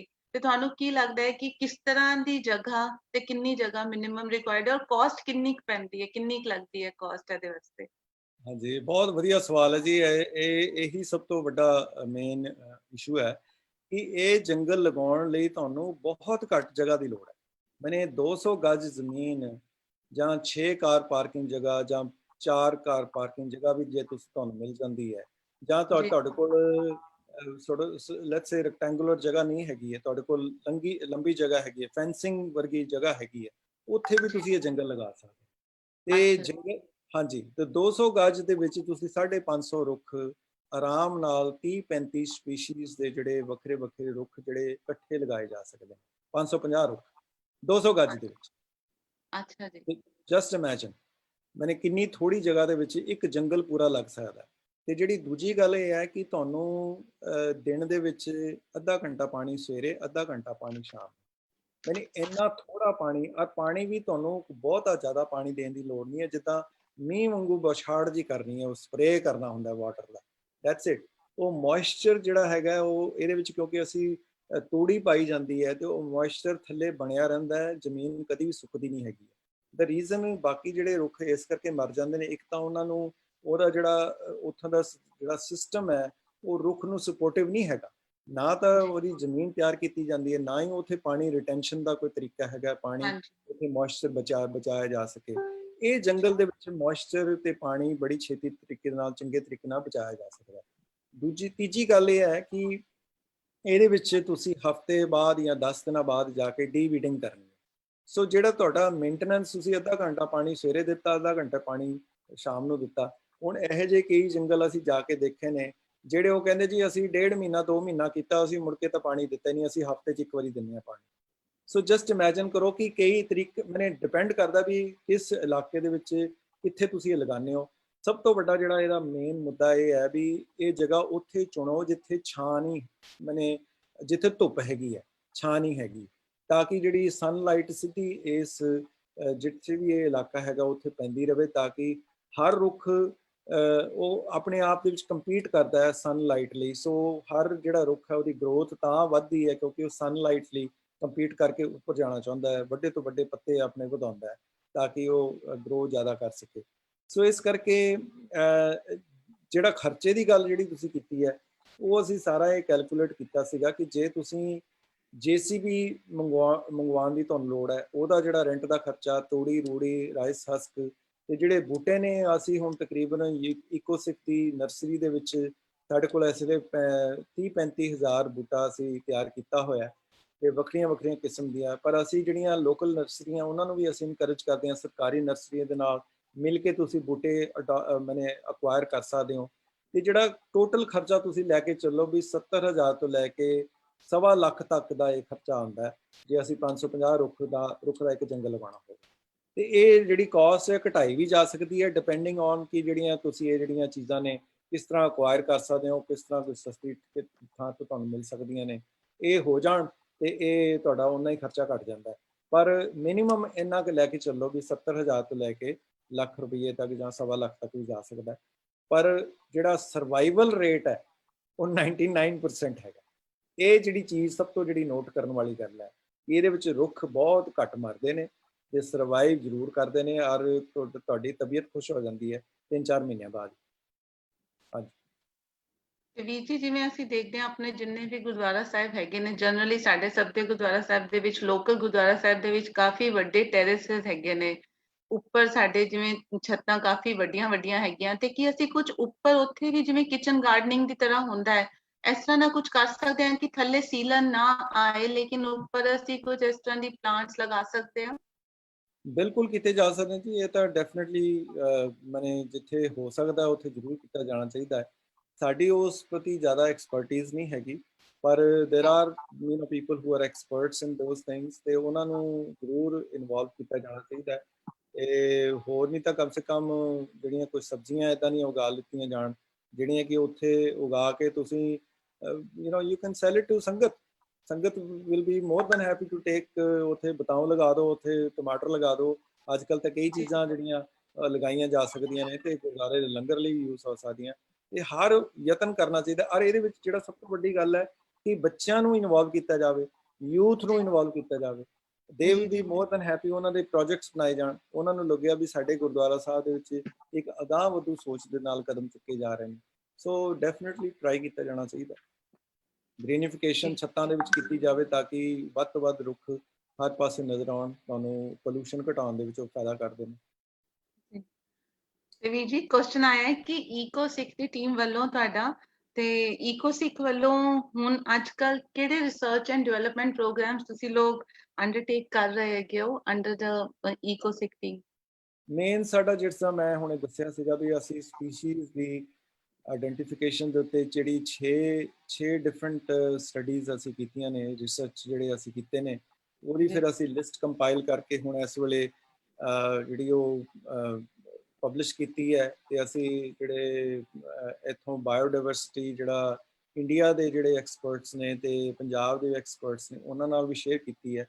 ਸੋ in fact EcoSikh is the only platform ਜਿਹਦੇ ਵਿੱਚ ਇਹ ਹੁਣ ਜਿਹੜੇ ਰੁੱਖਾਂ ਦੀ ਸਪੀਸ਼ੀਜ਼ ਨੂੰ ਇੱਕ ਤਾਂ ਆਈਡੈਂਟੀਫਿਕੇਸ਼ਨ ਕਰਨ ਦੀ ਰਿਪੋਰਟ ਛਾਪੀ ਅਸੀਂ, ਤੇ ਦੂਜਾ ਸਾਡਾ ਜਿਹੜਾ ਕੰਟੀਨਿਊਸਲੀ ਚੱਲ ਰਿਹਾ ਹੈ ਕਿ ਜਿਹੜੀਆਂ ਸਪੀਸ਼ੀਜ਼ ਇਸ ਵੇਲੇ ਅਲੋਪ ਹੋ ਰਹੀਆਂ ਨੇ ਉਹਨਾਂ ਨੂੰ ਕਿਸ ਤਰ੍ਹਾਂ ਬਚਾਇਆ ਜਾਵੇ। ਤੇ ਤੁਸੀਂ ਸਾਹਮਣੇ ਦੇਖ ਸਕਦੇ ਹੋ ਵੀ ਜਿਹਦਾ ਜੰਡ ਹੈ, ਦੇਸੀ ਕਿੱਕਰ ਹੈ, ਹਾਂਜੀ, ਜਿਹੜਾ ਖਰਾ ਜਾਲ ਹੈ, ਰੁਹੇੜਾ ਹੈ, ਰਜੈਣ ਹੈ, ਢੱਕ ਹੈ, ਜੀ ਇਹ ਮਿੱਠਾ ਜਾਲ ਹੈ, ਕਰੀਰ ਹੈ, ਬੇਰ ਹੈ। ਇਹ ਇਹਨਾਂ ਦੇ ਉੱਤੇ ਹੁਣ ਅਸੀਂ ਇੱਕ ਇੱਕ ਰੁੱਖ ਦੇ ਉੱਤੇ ਸਟੱਡੀ ਕਰਨੀ ਸ਼ੁਰੂ ਕੀਤੀ ਹੈ ਵੀ ਇੱਕ ਇੱਕ ਰੁੱਖ ਕਿਉਂ ਇਹ ਪੰਜਾਬ ਦੇ ਜਾਂ ਉੱਤਰੀ ਭਾਰਤ ਦੀਆਂ ਸਪੀਸ਼ੀਜ਼ ਕਿਉਂ ਨੇ ਤੇ ਇਹਨਾਂ ਦਾ ਫਾਇਦਾ ਕੀ ਹੁੰਦਾ। ਜਿਹੜੀ ਕਮਾਲ ਦੀ ਗੱਲ ਅਸੀਂ ਦੇਖਣ ਨੂੰ ਸਾਨੂੰ ਲੱਗ ਰਹੀ ਹੈ, ਇੱਕ ਇੱਕ ਰੁੱਖ ਨੂੰ ਜਦੋਂ ਅਸੀਂ ਹੁਣ ਆਪਣੇ ਜਿਹੜੇ ਸਾਡੇ ਫੋਰੈਸਟ ਮੇਕਰਸ ਨੇ ਹਫਤੇ ਦੇ ਵਿੱਚ ਇੱਕ ਦਿਨ ਅਸੀਂ ਸੈਸ਼ਨ ਲਗਾਉਂਦੇ ਹਾਂ, ਉਹਨਾਂ ਨੂੰ ਐਜੂਕੇਟ, ਆਪਸ ਦੇ ਵਿੱਚ ਇੱਕ ਦੂਜੇ ਨੂੰ ਅਸੀਂ ਐਜੂਕੇਟ ਕਰਦੇ ਹਾਂ ਕਿ ਇੱਕ ਇੱਕ ਰੁੱਖ ਦਾ ਕਿਉਂ ਕੀ ਫਾਇਦਾ ਹੈਗਾ ਤੇ ਕਿਉਂ ਇਹ ਸਪੀਸ਼ੀਜ਼ ਪੰਜਾਬ ਦੀਆਂ ਜ਼ਰੂਰੀ ਨੇ। ਤੁਸੀਂ ਹੈਰਾਨ ਹੋਵੋਗੇ ਕਿ ਉੱਤਰੀ ਭਾਰਤ ਦਾ ਜਿਹੜਾ ਕਾਫੀ ਇਲਾਕਾ ਹੈਗਾ ਇਹ ਰੇਗਿਸਤਾਨ ਬਣਨ ਦੇ ਇਹਦੇ ਚਾਂਸਸ ਵੱਧ ਰਹੇ ਨੇ। ਜਿਉਂ-ਜਿਉਂ ਵਾਟਰ ਲੈਵਲ ਥੱਲੇ ਜਾਣਾ ਹੈ ਉਹਨਾਂ ਹੀ ਰੇਗਿਸਤਾਨ ਵਧਣ ਦੇ ਚਾਂਸਸ ਜ਼ਿਆਦਾ ਨੇ। ਤੇ ਤੁਹਾਨੂੰ ਪਤਾ ਵੀ ਰੇਗਿਸਤਾਨ ਇਹਨੂੰ ਬਣਨ ਤੋਂ ਬਚਾਉਣ ਦੇ ਲਈ ਸਭ ਤੋਂ ਵੱਡਾ ਜੇ ਅਸੀਂ ਕੋਈ ਕੰਮ ਕਰ ਸਕਦੇ ਹਾਂ ਨਾ ਜੀ, ਤੇ ਇਹ ਜਿਹੜੀਆਂ ਨੇਟਿਵ ਸਪੀਸ਼ੀਜ਼ ਨੇ ਉਹਨਾਂ ਨੂੰ ਅਸੀਂ ਜੇ ਲਗਾਉਂਦੇ ਹਾਂ। ਹੁਣ ਆ ਜਿਹੜਾ ਕਰੀਰ ਦਾ ਰੁੱਖ ਹੈ, ਹਾਂਜੀ, ਇਹਦੀ ਖਾਸੀਅਤ ਹੀ ਇਹ ਹੈ ਕਿ ਇਹ ਜਿਹੜੇ ਡੈਜ਼ਰਟੀਫਿਕੇਸ਼ਨ ਨੂੰ ਰੋਕਦਾ। ਇਹਦੀਆਂ ਜਿਹੜੀਆਂ ਜੜ੍ਹਾਂ ਨੇ ਇਹ ਡੀਪਰ ਲੈਵਲ ਦੇ ਉੱਤੇ ਜਾ ਕੇ ਜਿਹੜਾ ਮਟੀਰੀਅਲ, ਜਿਹੜੀ ਸੋਇਲ ਹੈ ਉਹਨੂੰ ਉਪਜਾਊ ਬਣਾ ਕੇ ਉਹਨੂੰ ਪ੍ਰੀਜ਼ਰਵ ਕਰਦੀਆਂ ਨੇ। ਹੁਣ ਇਹ ਅਲੋਪ ਹੀ ਹੋ ਗਿਆ, ਅਸੀਂ ਵੱਢ ਵੁੱਢ ਕੇ ਸਾਰੇ ਖਤਮ ਕਰ ਦਿੱਤੇ ਰੁੱਖ ਨੇ। ਇਹਨਾਂ ਰੁੱਖਾਂ ਨੂੰ ਬਚਾ ਕੇ ਪੰਜਾਬ ਦੇ ਵਿੱਚ ਵੀ ਆਰ ਦੀ ਓਨਲੀ ਵਨ ਜਿਹੜਿਆਂ ਨੂੰ ਇਹਨਾਂ ਦੀ ਇੱਕ ਸੀਡ ਬੈਂਕ ਅਸੀਂ ਤਿਆਰ ਕਰ ਲਿਆ, ਜਿਹੜੇ ਅਸੀਂ ਪ੍ਰੀਜ਼ਰਵੇਸ਼ਨ ਦਾ ਕੰਮ ਅਸੀਂ ਸ਼ੁਰੂ ਕੀਤਾ ਹੋਇਆ। ਜੀ ਜੀ, ਹੋਰ क्वेश्चन आया है कि कह रहे हैं there is a new concept of being vegan, so is it even possible and how can we go for it in our normal life? ਦੇਖੋ ਇਹ ਵੀ ਇਸ਼ੂ ਡੈਫੀਨਿਟਲੀ ਵਰਥ ਸਟੱਡੀ ਕਰਨ ਵਾਲਾ ਹੈਗਾ। ਵੈਸਟ ਦੇ ਵਿੱਚ ਕਾਫੀ ਇਹਦਾ ਕਾਫੀ ਜਿਹੜੇ youngsters who are very active in this, ਤੇ ਜਿਹੜੇ ਕਰ ਸਕਦੇ ਨੇ ਉਹ ਜ਼ਰੂਰ ਕਰਨ। ਉਹ ਮੈਨੇ ਦ ਮੋਰ ਵੈਜੀਟੇਰੀਅਨ ਡਾਇਟ ਜਿੰਨੀ ਹੈਗੀ ਹੈ ਦ ਮੋਰ ਮਨੇ ਉਹ ਕਲਾਈਮੇਟ ਚੇਂਜ ਨੂੰ ਵੀ ਫਾਇਦੇਮੰਦ ਹੈਗੀ ਹੈ। ਕਿਉਂਕਿ ਇੱਕ ਜਿਹੜਾ ਮੀਟ ਪ੍ਰੋਡਕਟ ਹੈ, ਇੱਕ ਬੀਫ ਨੂੰ ਖਾਣ ਦੇ ਲਈ ਤੁਹਾਨੂੰ ਇੱਕ ਗਾਂ ਨੂੰ ਉਹਨੂੰ ਬਚਾ ਕੇ ਉਹਨੂੰ ਜਿੰਨਾ ਉਹਨੂੰ ਘਾਹ ਖਵਾਉਣਾ ਪੈਂਦਾ ਹੈ, ਜਿੰਨਾ ਉਹਨੂੰ ਸਸਟੇਨੇਬਲੀ ਉਹਨੂੰ ਰੱਖਣਾ ਪੈਂਦਾ, ਤੇ ਜਿੰਨਾ ਮੀਟ ਖਾਂਦੇ ਨੇ ਲੋਕ, ਭਾਵੇਂ ਕੋਈ ਵੀ ਜਾਨਵਰ ਹੋਵੇ, ਉਹਦਾ ਪ੍ਰਪੋਰਸ਼ਨੇਟ ਜਿਹੜਾ ਹੈਗਾ ਉਹ ਨੁਕਸਾਨ ਜ਼ਿਆਦਾ ਹੁੰਦਾ ਹੈਗਾ। ਤੇ ਔਰ ਮੀਥੇਨ ਗੈਸ ਵੀ ਬਣਦੀ ਆ, ਉਹ ਵੀ ਜਿਹੜੀ ਕਲਾਈਮੇਟ ਚੇਂਜ ਲਈ ਬਹੁਤ ਜ਼ਿਆਦਾ ਕੰਟਰੀਬਿਊਟ ਕਰਦੀ ਹੈ। ਸੋ ਸਾਨੂੰ ਵੈਜੀਟੇਰੀਅਨ ਡਾਈਟ ਵੱਲ ਜਿੰਨਾ ਵੱਧ ਤੋਂ ਵੱਧ ਅਸੀਂ ਵੱਧ ਸਕਦੇ ਹਾਂ, ਓਨਾ ਹੀ ਸਾਡੇ ਸਰੀਰ ਲਈ ਵੀ ਚੰਗਾ ਤੇ ਵਾਤਾਵਰਣ ਲਈ ਵੀ ਚੰਗਾ। ਇਹ ਸਾਡੇ ਡੈਫੀਨਿਟਲੀ ਸਾਡੇ ਮਨੇ list of things that we need to do for climate change to fight it. ਇਹ ਵੈਜੀਟੇਰੀਅਨ ਡਾਈਟ ਕਰਨੀ ਸਾਡੇ ਲਈ ਬਹੁਤ ਜ਼ਰੂਰੀ ਹੈ। ਸੋ ਮੈਨੇ ਉਸ ਤੋਂ ਵੀ ਅੱਗੇ ਜਿਹੜਾ ਸਟੈਪ ਜਾਂਦਾ ਵੀ ਜਿਹੜਾ ਵੀਗਨ ਡਾਈਟ ਕਰ ਲੈਣਾ, ਪਰ you know it's sometimes it may not be as practical as it could be, but what I feel is कि we should not stop from doing anything which is good for the environment. ਜੀ ਕੋਈ initiative ਜੋ single use plastic ਅਸੀਂ ਸਭ use ਕਰਦੇ ਹਾਂ, ਔਰ western countries ਵਿੱਚ ਤੇ ਇੰਡੀਆ ਨਾਲੋਂ ਜ਼ਿਆਦਾ ਸਿੰਗਲ ਯੂਜ਼ ਪਲਾਸਟਿਕ ਯੂਜ਼ ਹੁੰਦਾ ਹੈ, ਤੇ ਅਸੀਂ ਕਿਸ ਤਰ੍ਹਾਂ ਇਸ ਨੂੰ ਐਲੀਮੀਨੇਟ ਕਰ ਸਕਦੇ ਹਾਂ? ਕਿਉਂਕਿ ਨਗਰ ਕੀਰਤਨ ਦੇ ਵਿੱਚ ਅਸੀਂ ਦੇਖਦੇ ਹਾਂ, ਜਾਂ ਵੈਸੇ ਡੇਲੀ ਯੂਜ਼ ਦੇ ਵਿੱਚ, ਹੁਣ ਤੇ ਜਦੋਂ ਦਾ ਕਰੋਨਾ ਪੈਂਡੇਮਿਕ ਆਇਆ ਹੈ ਉਦੋਂ ਦਾ ਤੇ ਬਲਕਿ ਹੈ ਸਿੰਗਲ ਯੂਜ਼ ਪਲਾਸਟਿਕ ਹੋਰ ਜਿੰਨਾ ਵੀ ਡਿਸਪੋਜ਼ੇਬਲਸ ਹੈ ਉਹ ਹੋਰ ਜ਼ਿਆਦਾ ਹਾਈਲਾਈਟ ਹੋ ਗਿਆ।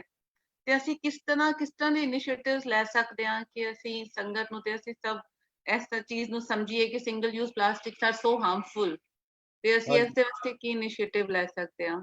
ਬਿਲਕੁਲ ਜੀ, ਬਿਲਕੁਲ। ਇਹਦੇ ਵਿੱਚ ਤਾਂ ਸਾਡੀ ਬੇਨਤੀ ਇਹ ਹੈ ਵੀ ਅਸੀਂ ਪੰਜਾਬ ਸਰਕਾਰ ਦੇ ਨਾਲ ਜਿਹੜਾ ਇੱਕ ਉਹਨਾਂ ਦਾ ਡਿਪਾਰਟਮੈਂਟ ਹੈ ਪੰਜਾਬ ਪੋਲੂਸ਼ਨ ਕੰਟਰੋਲ ਬੋਰਡ ਦੇ ਨਾਲ ਮਿਲ ਕੇ ਅਸੀਂ ਪ੍ਰਮੋਟ ਕੀਤਾ ਸੀਗਾ ਜਿਹੜਾ ਬਾਇਓਡਿਗ੍ਰੇਡੇਬਲ ਜਿਹੜੇ ਪਲਾਸਟਿਕ ਬੈਗਸ ਨੇ, they are not plastic actually, biodegradable ਹੁੰਦੇ ਨੇ, ਕੋਈ ਗੰਨੇ ਦੇ ਰਸ ਤੋਂ ਬਣਦੇ ਨੇ, ਕੋਈ ਕਿਸੇ ਡਿਫਰੈਂਟ ਪ੍ਰੋਡਕਟਸ ਤੋਂ ਬਣਦੇ ਨੇ, ਉਹ ਵੀ ਬਹੁਤੇ ਮਹਿੰਗੇ ਨਹੀਂ ਹੈਗੇ। ਗੁਰਦੁਆਰੇ ਤੋਂ ਸਾਨੂੰ ਪ੍ਰਮੋਟ ਕਰਨੇ ਚਾਹੀਦੇ ਨੇ। ਜਿਹੜਾ ਅਸੀਂ ਹੁਣ ਜਿਹੜਾ ਪ੍ਰਸ਼ਾਦ ਹੈ ਜਿਹੜਾ ਅਸੀਂ ਦਿੰਦੇ ਹਾਂ ਪਲਾਸਟਿਕ ਬੈਗਸ ਦੇ ਵਿੱਚ ਕਈ ਗੁਰਦੁਆਰਿਆਂ 'ਚ ਦਿੱਤਾ ਜਾਂਦਾ, ਉਹ ਸਾਨੂੰ ਤਾਂ ਬਿਲਕੁਲ ਸਟਾਪ ਕਰ ਦੇਣਾ ਚਾਹੀਦਾ। ਮੈਨੂੰ ਰੱਬ ਦਾ ਵਾਸਤਾ ਬੇਨਤੀ ਹੈ ਵੀ ਜਿਹੜੇ ਵੀ ਇਸ ਪ੍ਰੋਗਰਾਮ ਨੂੰ ਦੇਖ ਰਹੇ ਨੇ, ਅਸੀਂ ਆਪਣੇ ਗੁਰਦੁਆਰਿਆਂ 'ਚੋਂ ਅੱਜ ਸਹੁੰ ਚੁੱਕ ਲਈਏ ਵੀ ਉਹ ਪਲਾਸਟਿਕ ਬੈਗ ਨਾ ਅਸੀਂ ਦੇਣਾ ਹੈ, ਤੇ ਨਾ ਹੀ ਅਸੀਂ ਪਲਾਸਟਿਕ ਬੈਗ ਵਰਤਿਆ ਹੋਇਆ ਪ੍ਰਸ਼ਾਦ ਖਾਣਾ ਹੈਗਾ, ਕਿਉਂਕਿ it is so harmful to ਜਿਹੜੀ ਤੁਹਾਡੀ ਹੈ ਮਨੇ ਤੁਹਾਡੀ ਬੋਡੀ ਲਈ ਵੀ ਤੇ ਤੁਹਾਡੇ ਸਿਸਟਮ ਲਈ ਵੀ, ਸਾਰੇ ਇਨਵਾਇਰਮੈਂਟ ਲਈ ਵੀ। ਸੋ ਮੈਨੇ ਬਾਇਓਡਿਗ੍ਰੇਡੇਬਲ ਜਿਹੜੇ ਬੈਗਸ ਨੇ ਉਹ ਯੂਜ਼ ਕੀਤੇ ਜਾ ਸਕਦੇ ਨੇ, ਅੱਜ ਕੱਲ੍ਹ ਉਹ ਅਵੇਲੇਬਲ ਨੇ ਤੇ ਕਈ 에ਅਰਲਾਈਨਸ ਨੇ ਵੀ ਯੂਜ਼ ਕਰਨੇ ਸ਼ੁਰੂ ਕੀਤੇ ਨੇ। ਦੂਜੀ ਗੱਲ ਜਿਹੜੀ ਸਭ ਤੋਂ ਮੈਂ ਜ਼ਰੂਰੀ ਸਮਝਦਾ ਵੀ ਜਿਹੜੇ ਪੱਤਲ ਜਿਨ੍ਹਾਂ ਦੇ ਉੱਤੇ ਅਸੀਂ ਲੰਗਰ ਖਾਂਦੇ ਹੁੰਦੇ ਸੀਗੇ, ਪੱਤਲਾਂ ਦੇ ਵਿੱਚ ਪਹਿਲਾਂ ਪ੍ਰਸ਼ਾਦ ਦਿੱਤਾ ਜਾਂਦਾ ਸੀ, ਕਸੋਰੇ ਅਸੀਂ ਵਰਤਦੇ ਹੁੰਦੇ ਸੀ ਚਾਹ ਲਈ, ਉਹ ਚੀਜ਼ਾਂ ਨੂੰ ਸਾਨੂੰ ਰਿਵਾਈਵ ਕਰਨ ਦੀ ਲੋੜ ਹੈ। They are bio friendly, they are eco friendly, ਔਰ ਉਹ ਕਸੋਰਾ ਅਸੀਂ ਯੂਜ਼ ਕਰਕੇ ਜੇ ਸਿੱਟ ਵੀ ਦਿੱਤਾ ਉਹਨੇ ਹੌਲੀ ਹੌਲੀ ਆਪਣੇ ਆਪ ਹੀ ਮਿੱਟੀ ਬਣ ਜਾਣਾ। ਇਸੇ ਤਰ੍ਹਾਂ ਜਿਹੜੇ ਪੱਤਲ ਸੀਗੇ ਉਹ ਦੇ ਵਰ ਆਲ ਈਕੋ ਫਰੈਂਡਲੀ ਸਟਾਫ, ਉਹਨਾਂ ਨੂੰ ਅਸੀਂ ਛੱਡ ਕੇ ਪਲਾਸਟਿਕ ਦੀਆਂ ਪਲੇਟਾਂ, ਸਟਾਇਰੋਫੋਮ ਦੀਆਂ ਪਲੇਟਾਂ, ਜਿਹੜਾ ਥਰਮੋਕੋਲ ਹੈ ਉਹ ਜਿਹੜਾ ਵਰਤਣਾ ਸ਼ੁਰੂ ਕੀਤਾ, ਔਰ ਉਹ ਇੰਨਾ ਵਾਤਾਵਰਣ ਲਈ 100 ਸਾਲ ਲੱਗਦਾ ਜਿਹੜਾ ਥਰਮੋਕੋਲ ਦੀਆਂ ਜਿਹੜੀਆਂ ਪਲੇਟਾਂ ਤੇ ਕੱਪ ਨੂੰ ਡੀਕੰਪੋਜ਼ ਹੋਣ ਲਈ। ਸੋ ਇਹ ਜਿਹੜੇ ਸਾਰੇ ਕਦਮ ਜਿਹੜੇ ਚੁੱਕਣੇ ਸਾਡੇ ਲਈ ਬਹੁਤ ਜ਼ਰੂਰੀ ਨੇ। ਜਿਹੜਾ ਸਕਰੀਨ ਦੇ ਉੱਤੇ ਵੀ ਤੁਸੀਂ ਦੇਖ ਰਹੇ ਹੋ ਵੀ ਇਹ ਜਿਹੜੇ ਪੱਤਲ ਨੇ ਇਹ ਤੁਸੀਂ ਆਪਾਂ ਵਰਤ ਸਕਦੇ ਹਾਂ, ਆਪਣੇ ਪ੍ਰਸ਼ਾਦ ਲਈ ਵਰਤ ਸਕਦੇ ਹਾਂ, ਅਸੀਂ ਪੱਤਲ ਲੰਗਰ ਲਈ ਵਰਤ ਸਕਦੇ ਹਾਂ। ਪਹਿਲਾਂ ਚੰਗਾ ਭਲਾ ਖਾਂਦੇ ਰਹੇ ਹਾਂ, ਨਾ ਸਾਡੇ ਕੱਪੜੇ ਖਰਾਬ ਹੁੰਦੇ ਸੀਗੇ, ਕੋਈ ਇਸ਼ੂ ਹੀ ਨਹੀਂ ਸੀਗਾ। ਹੁਣ ਅਸੀਂ ਹੋਰ ਹੀ ਉਹ ਇੱਕ ਸਾਡਾ ਇੱਕ ਫੈਸ਼ਨ ਜਿਹਾ ਬਣ ਗਿਆ ਜੀ, ਕੱਪੜੇ ਖਰਾਬ ਹੋ ਜਾਣਗੇ ਜੀ, ਫਲੋਰ ਖਰਾਬ ਹੋ ਜਾਏਗਾ। ਪਹਿਲਾਂ ਅਸੀਂ ਲੰਗਰ ਨਹੀਂ ਸੀ ਖਾਂਦੇ, ਪਹਿਲਾਂ ਕੀ ਸਵਾਦ ਨਹੀਂ ਸੀ ਲੱਗਦਾ ਲੰਗਰ, ਸਗੋਂ ਲੰਗਰ ਦਾ ਸਵਾਦ ਹੀ ਵੱਖਰਾ ਹੁੰਦਾ ਸੀ ਜਦੋਂ ਪੱਤਲ ਦੇ ਉੱਤੇ ਖਾਂਦੇ ਹੁੰਦੇ ਸੀ। ਸੋ ਇਹ ਚੀਜ਼ਾਂ ਨੂੰ ਰਿਵਾਈਵ ਕਰਨਾ ਬਹੁਤ ਜ਼ਰੂਰੀ ਹੈ ਸਾਡੇ ਸਾਰਿਆਂ ਲਈ। ਪਰ ਵੀਰ ਜੀ ਪੱਤਲ ਦੇ ਵਿੱਚ ਵੀ ਤੇ ਇੱਕ ਬਹੁਤ ਬਾਰੀਕ ਲਾਈਨਿੰਗ ਹੁੰਦੀ ਹੈ ਨਾ ਪਲਾਸਟਿਕ ਦੀ, ਜਿਸ ਨੂੰ ਕਿ ਡੀਕੰਪੋਜ਼ ਹੋਣ ਵਿੱਚ ਫਿਰ ਟਾਈਮ ਤੇ ਲੱਗ ਹੀ ਜਾਂਦਾ ਹੈ। ਪਰ ਨਹੀਂ ਉਹ again what Aam saying is ਕਿ ਜੇ ਰਿਸਰਚ ਕੀਤਾ ਜਾਵੇ ਤੇ ਕੰਪਨੀਆਂ ਹੈਗੀਆਂ ਨੇ ਜਿਹੜੀਆਂ ਕਿ ਇਦਾਂ ਦੀਆਂ ਚੀਜ਼ਾਂ ਬਣਾ ਸਕਦੀਆਂ ਜਿਹੜੀਆਂ ਕਿ ਤੁਹਾਡੇ ਲਈ ਬਾਇਓਡਿਗ੍ਰੇਡੇਬਲ ਵੀ ਇਸ ਤਰ੍ਹਾਂ ਦੀ ਹੋ ਸਕਦੀ ਹੈ ਲਾਈਨ। ਇੱਥੇ ਹੁਣ ਅਮਰੀਕਾ ਦੇ ਵਿੱਚ ਕਈ ਰੈਸਟੋਰੈਂਟਸ ਖੁੱਲੇ ਹੋਏ ਨੇ ਜਿਹਦੇ ਵਿੱਚ ਉਹਨਾਂ ਨੇ ਕੱਪਸ ਇਦਾਂ ਦੇ ਬਣਾਏ ਹੋਏ ਨੇ, ਉਹਨਾਂ ਨੇ ਚਮਚੇ ਇਦਾਂ ਦੇ ਬਣਾਏ ਹੋਏ ਨੇ, ਦੇ ਆਲ ਬਾਇਓਡਿਗ੍ਰੇਡੇਬਲ, ਤੇ ਈਵਨ ਜਿਹੜੀਆਂ ਉਹਨਾਂ ਦੀਆਂ ਪਲੇਟਾਂ ਨੇ ਉਹ ਵੀ ਬਾਇਓਡਿਗ੍ਰੇਡੇਬਲ ਨੇ। So there are products which are available, but one just has to be consciousness, awareness ਦੀ ਘਾਟ ਕਰਕੇ ਅਸੀਂ we continue to use that. Actually ਆਪਣੇ ਇਤਿਹਾਸਿਕ ਗੁਰਦੁਆਰਾ ਸਾਹਿਬ ਤੇ ਜਿੰਨੇ ਵੀ ਹੈਗੇ ਆ ਉੱਥੇ ਸਟੀਲ ਦੀ ਪਲੇਟਾਂ ਹੀ ਥੈਂਕਫੁਲੀ ਯੂਜ਼ ਹੁੰਦੀਆਂ ਨੇ, ਬਟ ਲੋਕਲ ਗੁਰਦੁਆਰਾ ਸਾਹਿਬ ਹੈਗੇ ਆ ਜਿੱਥੇ ਅਸੀਂ ਥੋੜਾ ਟਾਈਮ ਨੂੰ ਬਚਾਉਣ ਔਰ ਸੇਵਾ ਤੋਂ, ਇੱਕ ਤੇ ਸੇਵਾ ਤੋਂ ਖੁੰਝੀ ਜਾ ਰਹੇ ਆ ਆਪਣੇ ਆਪ ਨੂੰ, ਤੇ ਨਾਲੇ ਅਸੀਂ ਪਲਾਸਟਿਕਸ ਦੇ ਨਾਲ ਆਪਣੇ ਆਪ ਨੂੰ ਜੋੜੀ ਜਾ ਰਹੇ ਹੈਗੇ ਆ। We are harming the environment like anything. ਤੇ ਵੀਰ ਜੀ ਨਾਲੇ ਤੁਹਾਨੂੰ ਪੁੱਛਣਾ ਸੀ ਕਿ ਜਿਵੇਂ ਅੱਜ ਕੱਲ ਅਸੀਂ ਦੇਖਦੇ ਹਾਂ ਕਿ ਜਿਵੇਂ ਜੋ ਪੁਰਾਣੇ ਬਿਰਧ ਗੁਟਕਾ ਸਾਹਿਬ ਹੈਗੇ ਆ ਜਾਂ ਰੁਮਾਲਾ ਸਾਹਿਬ ਹੈਗੇ ਆ, ਉਹਨਾਂ ਨੂੰ ਅੱਜ ਕੱਲ ਇੱਕ ਨਵਾਂ ਟ੍ਰੈਂਡ ਹੋ ਗਿਆ ਕਿ ਉਹਨਾਂ ਨੂੰ ਅਗਨ ਭੇਟ ਕਰ ਦਿੱਤਾ ਜਾਂਦਾ ਹੈ। ਤੇ ਅਗਨ ਭੇਟ ਕਰਨ ਦੇ ਵਿੱਚ ਵੀ ਤੇ ਉਹ ਫਿਊਮਸ ਤੇ ਜਨਰੇਟ ਹੁੰਦੇ ਆ ਤੇ that adds to the carbon dioxide content in the atmosphere। ਤੇ ਉਹਦੇ ਬਾਰੇ ਤੁਹਾਡਾ ਕੀ ਵਿਚਾਰ ਹੈ ਕਿ ਕੋਈ ਹੋਰ ਤੁਸੀਂ ਆਲਟਰਨੇਟਿਵ ਤੁਸੀਂ ਸਾਨੂੰ ਸੁਜੈਸਟ ਕਰ ਸਕਦੇ ਹੋ? ਮੈਂ ਟੂ ਬੀ ਵੈਰੀ ਓਨੈਸਟ ਇਸ ਬਾਰੇ ਜ਼ਿਆਦਾ ਸਟੱਡੀ ਨਹੀਂ ਕੀਤੀ, ਪਰ ਮੈਂ ਇਹਦੇ ਵਿੱਚ ਜ਼ਰੂਰ ਇੱਕ ਗੱਲ ਕਹਿਣੀ ਚਾਹਾਂਗਾ ਵੀ ਜਿਹੜੇ ਰੁਮਾਲੇ ਨੇ ਉਹਨਾਂ ਨੂੰ ਰੀਯੂਜ਼ ਕੀਤਾ ਜਾ ਸਕਦਾ। ਔਰ ਕਈ ਛੋਟੇ ਛੋਟੇ ਇੱਦਾਂ ਦੇ ਪ੍ਰੋਜੈਕਟਸ ਕਈਆਂ ਨੇ ਸ਼ੁਰੂ ਕੀਤੇ ਨੇ ਵੀ ਬੱਚੀਆਂ ਦੇ ਲਈ ਕੋਈ ਫਰੋਕ ਬਣਾ ਦਿੱਤਾ ਜਾਵੇ, ਕੋਈ ਡਰੈਸ ਬਣਾ ਦਿੱਤੀ ਜਾਵੇ ਰੁਮਾਲਿਆਂ ਦੀ। That is a proper use. ਮੈਨੇ ਬਜਾਏ ਕਿ ਉਹਨੂੰ ਟਰੈਸ਼ ਦੇ ਸਿੱਟਣ ਦੇ ਵਿੱਚ ਜਾਂ ਰਿਵਰ ਦੇ ਵਿੱਚ ਸਿੱਟਣ ਦੇ, ਜਿਹੜੇ ਗਰੀਬ ਨੇ ਉਹਨਾਂ ਲਈ ਉਹ ਕੱਪੜੇ ਬਣਾਏ ਜਾ ਸਕਦੇ ਨੇ। ਹਾਂਜੀ, ਕੋਠੀਆਂ ਨੂੰ ਢੱਕਣ ਲਈ ਉਹਨਾਂ ਦੇ ਕਵਰ ਬਣਾਏ ਜਾ ਸਕਦੇ ਨੇ। ਤੁਸੀਂ ਸਕੂਲ ਬੁੱਕਸ ਦੇ ਕਵਰ ਬਣਾ ਸਕਦੇ ਹੋ ਉਹਨਾਂ ਦੇ ਨਾਲ। ਮੈਨੀ ਡਿਫਰੈਂਟ ਵੇਜ਼ ਝੋਲੇ ਬਣਾ ਸਕਦੇ ਹੋ ਜਿਹੜੇ ਕਿ ਤੁਹਾਡੇ ਆਪਣੇ ਡੇਲੀ ਯੂਜ਼ ਦੇ ਵਿੱਚ ਵੀ ਆ ਜਾਣ ਤੇ ਉਹ ਚੀਜ਼ ਵੇਸਟ ਨਾ ਹੋਵੇ। ਤੇ ਦੂਜੀ ਜਿਹੜੀ ਗੱਲ ਮੈਂ ਇਹ ਜ਼ਰੂਰ ਬੇਨਤੀ ਕਰਨੀ ਚਾਹਾਂ ਵੀ ਇਹ ਜਿਹੜਾ ਅਗਨ ਭੇਟ ਦੇ ਨਾਂ ਥੱਲੇ ਜਾਂ ਸ਼ਰਧਾ ਦੇ ਨਾਂ ਥੱਲੇ ਜਿਹੜੀਆਂ ਕਈ ਪੁਰਾਤਨ ਜਿਹੜੇ ਸਾਡੇ ਹੈਰੀਟੇਜ ਵਾਲੇ ਗੁਟਕੇ ਸੀ, ਹੱਥ ਲਿਖਤ ਜਿਹੜੀਆਂ ਬੀੜਾਂ ਸੀਗੀਆਂ, ਉਹਨਾਂ ਨੂੰ ਅਸੀਂ ਸਾੜ ਰਹੇ ਜਾਂ ਸਾੜ ਦਿੱਤੀਆਂ ਨੇ। ਇਹ ਤਾਂ ਮੈਂ ਸਮਝਦਾ ਵੀ ਬਹੁਤ ਹੀ ਨਾਮ ਸਮਝੀ ਵਾਲਾ ਕੰਮ ਹੈ। ਇਹ ਤਾਂ ਇਮੀਡੀਏਟਲੀ ਬੰਦ ਹੋਣਾ ਚਾਹੀਦਾ।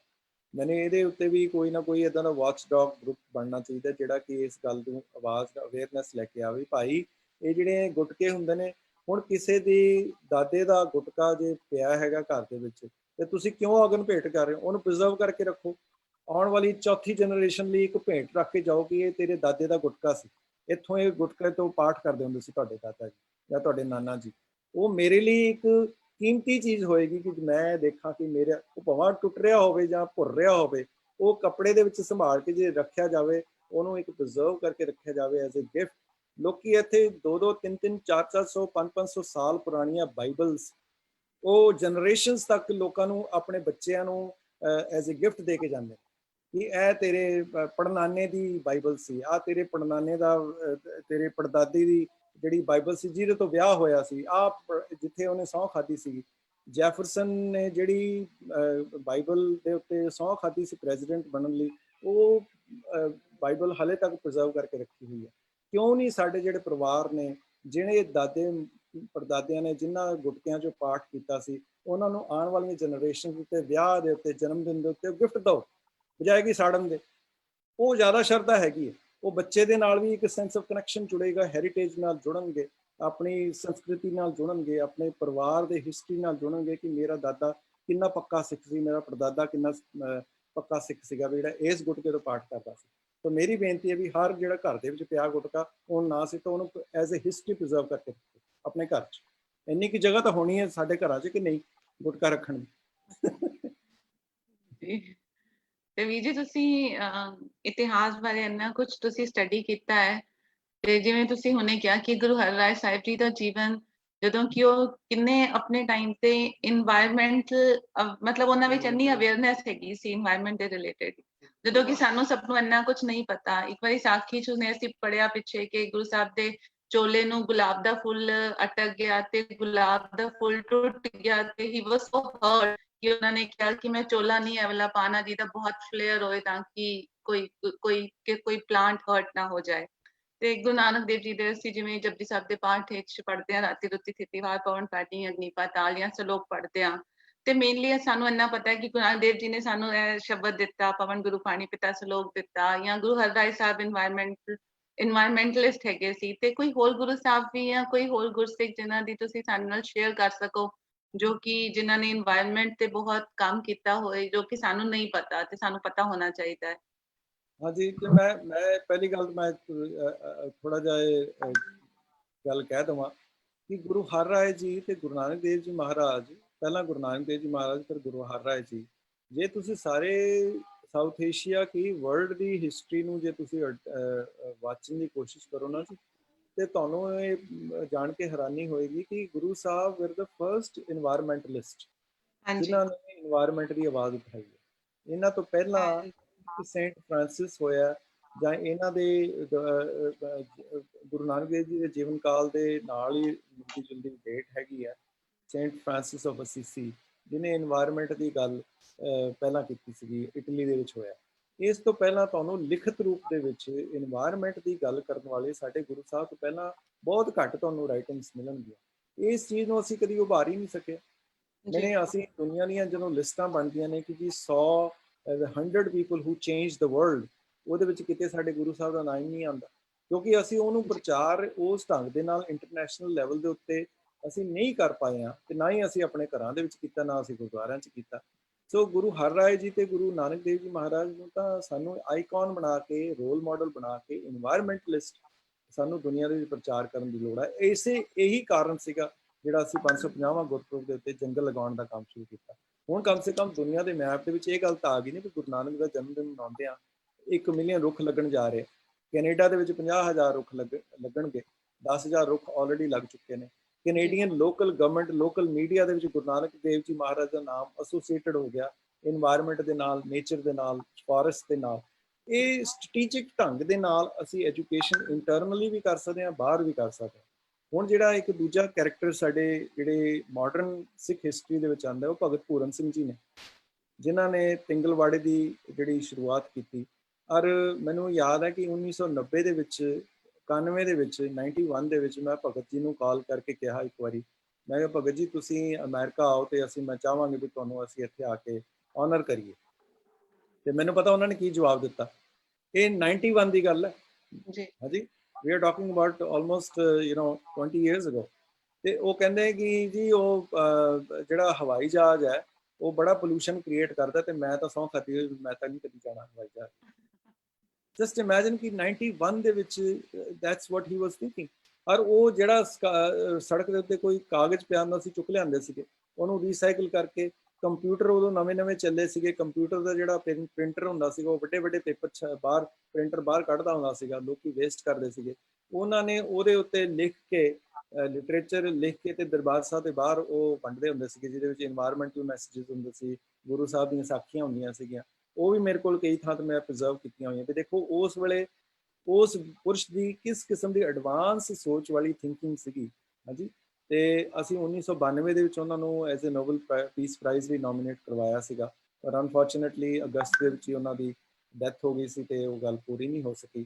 ਪਰ ਇਸ ਕਿਸਮ ਦੇ ਜਿਹੜੇ ਰੋਲ ਮਾਡਲਸ ਨੇ ਨਾ ਜੀ, ਇਹਨਾਂ ਨੂੰ ਪ੍ਰੈਜ਼ੈਂਟ ਕਰਨਾ ਬੜਾ ਜ਼ਰੂਰੀ ਹੈ। ਹੁਣ ਸਾਡੇ ਅਸੀਂ ਰੋਲ ਮਾਡਲ ਪਤਾ ਕਿਹੜੇ ਪ੍ਰੈਜ਼ੈਂਟ ਕਰਦੇ ਹਾਂ, ਜਿਹਨੇ ਬੜੀਆਂ ਕਾਫੀ ਸਾਰੀਆਂ ਰੋਲਸ ਰਾਈਸਸ ਰੱਖੀਆਂ ਹੋਈਆਂ ਨੇ, ਹਾਂਜੀ, ਜਾਂ ਬਹੁਤ ਜ਼ਿਆਦਾ ਪੈਸਾ ਕਮਾਇਆ, ਉਹਨੂੰ ਅਸੀਂ ਰੋਲ ਮਾਡਲ ਚੱਕ ਕੇ ਅਸੀਂ ਗੁਰਦੁਆਰਿਆਂ ਦੇ ਵਿੱਚ ਵੀ ਪ੍ਰਮੋਟ ਕਰਦੇ ਹਾਂ, WhatsApp ਦੇ ਉੱਤੇ ਵੀ ਪ੍ਰਮੋਟ ਕਰਦੇ ਹਾਂ, ਅਸੀਂ ਆਪਣੇ ਡਿਸਕਸ਼ਨਸ ਦੇ ਵਿੱਚ ਵੀ। ਉਹ ਫਲਾਣਾ ਸਿੱਖ ਬੜਾ ਅਮੀਰ ਹੈ, ਅਮੀਰ ਹੋਣਾ ਜ਼ਰੂਰੀ ਹੈ, ਪਰ ਉਸ ਅਮੀਰੀ ਦੇ ਵਿੱਚੋਂ ਦੁਨੀਆ ਦੇ ਭਲੇ ਦੇ ਲਈ ਕੀ ਕਦਮ ਚੁੱਕੇ ਗਏ ਨੇ, ਤੇ ਉਸ ਅਮੀਰੀ ਦੇ ਵਿੱਚੋਂ ਪੰਥ ਦੀ ਚੜ੍ਹਦੀ ਕਲਾ ਲਈ ਕੀ ਸਰਮਾਇਆ ਲੱਗਿਆ, ਇਹ ਸਾਨੂੰ ਉਜਾਗਰ ਕਰਨਾ ਜ਼ਰੂਰੀ ਹੈ, ਤਾਂ ਕਿ ਸਾਡੇ ਸਿੱਖਾਂ ਦੀ ਸੋਚ ਦੇ ਵਿੱਚ ਇੱਕ ਜਿਹੜੀ ਇੱਕ ਗੁਰਸਿੱਖੀ ਬੇਸਡ ਥਾਟ ਪ੍ਰੋਸੈਸ ਤੇ ਐਕਸ਼ਨ ਕਰਨ ਦੀ ਜਿਹੜੀ ਐਬਿਲਿਟੀ ਹੈ, ਉਹਨੂੰ ਪ੍ਰਮੋਟ ਕੀਤਾ ਜਾਣਾ ਚਾਹੀਦਾ। ਇਹ ਬੜੇ ਸਬਲਿਮਿਨਲ ਲੈਵਲ ਦੇ ਉੱਤੇ ਜਿਹੜੇ ਮੈਸੇजेस ਨੇ ਅਸੀਂ ਯੰਗਰ ਜਨਰੇਸ਼ਨ ਨੂੰ ਦੇਣੇ ਸ਼ੁਰੂ ਕਰਨੇ ਸਾਡੇ ਲਈ ਜ਼ਰੂਰੀ ਹੈ।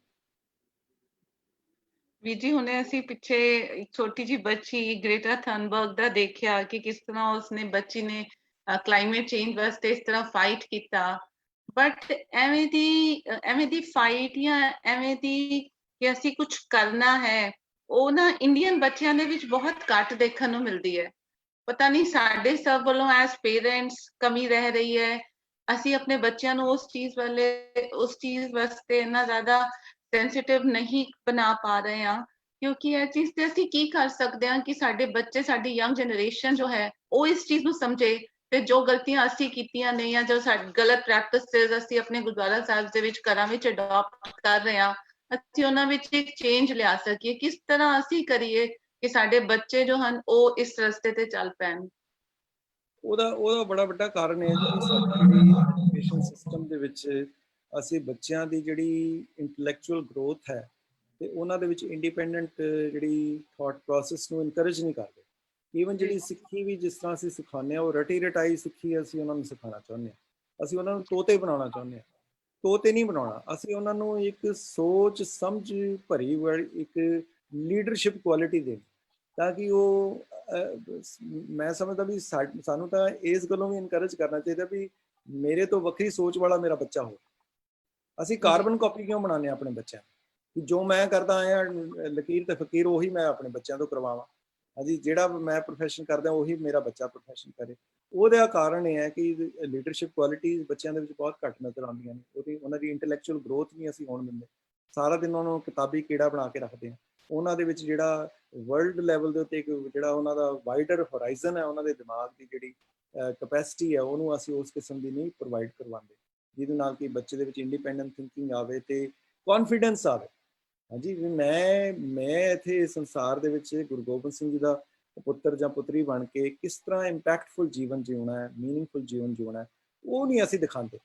ਮੈਨੇ ਤੁਸੀਂ ਦੇਖੋ ਵੀ ਗੁਰੂ, ਮੈਂ ਕੱਲ ਹੀ ਸੋਚ ਰਿਹਾ ਸੀਗਾ ਵੀ ਗੁਰੂ ਅਰਜਨ ਦੇਵ ਜੀ ਨੇ ਗੁਰੂ ਹਰਗੋਬਿੰਦ ਪਾਤਸ਼ਾਹ ਨੂੰ ਉਹਨਾਂ ਨੇ ਲੈਂਗੁਏਜਸ ਪੜ੍ਹਾਉਣ ਲਈ ਟੀਚਰ ਵੱਖਰੇ ਰੱਖੇ ਸੀ, ਤੀਰ ਕਮਾਨ ਸਿਖਾਉਣ ਲਈ ਵੱਖਰਾ ਟੀਚਰ ਰੱਖਿਆ ਸੀ, ਘੋੜਸਵਾਰੀ ਲਈ ਵੱਖਰਾ ਟੀਚਰ ਰੱਖਿਆ ਸੀ, ਹਾਂਜੀ, ਫਾਰਸੀ ਲਈ ਵੱਖਰਾ ਟੀਚਰ ਸੀਗਾ। Same thing with Guru Ramdas ji, ਜਿਨ੍ਹਾਂ ਨੇ ਜਦੋਂ ਆਪਣੇ ਗੁਰੂ ਅਰਜਨ ਦੇਵ ਜੀ ਦੇ ਟੀਚਰ, ਹਰ ਗੁਰੂ ਨੇ ਆਪਣੇ ਬੱਚਿਆਂ ਦੀ ਪਰਵਰਿਸ਼ ਦੇ ਵਿੱਚ ਬੈਸਟ ਤੋਂ ਬੈਸਟ ਟੀਚਰ ਉਹਨਾਂ ਨੇ ਰੱਖੇ ਸੀਗੇ ਵੀ ਮੇਰਾ ਬੱਚਾ ਇੱਕ ਹੋਲਸਮ ਪਰਸਨੈਲਿਟੀ ਵਾਲਾ ਹੋਵੇ, ਉਹਨੂੰ ਲੈਂਗੁਏਜਸ ਵੀ ਆਉਂਦੀਆਂ ਹੋਣ, ਉਹਨੂੰ ਮਾਰਸ਼ਲ ਆਰਟ ਵੀ ਆਉਂਦਾ ਹੋਵੇ, ਉਹਨੂੰ ਲਿਟਰੇਚਰ ਵੀ ਪੜ੍ਹਨਾ ਜਾਣਨਾ ਚਾਹੀਦਾ ਹੋਵੇ, ਹਾਂਜੀ, ਉਹਨੂੰ ਕਵਿਤਾ ਦਾ ਵੀ ਸ਼ੌਕ ਹੋਵੇ। ਸੋ ਇਹ ਜਿਹੜੀਆਂ ਕੁਆਲਿਟੀਜ਼ ਨੇ ਨਾ ਜੀ, ਇਹ ਸਾਨੂੰ ਘਰੋਂ ਇਸ ਢੰਗ ਦੇ ਨਾਲ ਆਪਣੇ ਬੱਚਿਆਂ ਦੀ ਪਰਵਰਿਸ਼ ਨੂੰ ਕਰਨ ਦੀ ਲੋੜ ਹੈਗੀ ਹੈ ਕਿ how do we make them wholesome leaders rather than a carbon copy of what we have been doing। ਤੇ ਉਹਦਾ ਨੁਕਸਾਨ ਇਹ ਹੁੰਦਾ ਹੈ ਵੀ ਜਿਹੜੀ ਹੁਣ ਅਸੀਂ ਕਿਉਂ ਇਸ ਗੱਲੋਂ ਰੋਨੇ ਆ ਕਿ ਜੀ ਸਾਡੇ ਲੀਡਰ, ਅਸੀਂ ਬਾਰ-ਬਾਰ ਕਿ ਸਾਡੇ ਲੀਡਰ ਨਹੀਂ ਹੈਗੇ।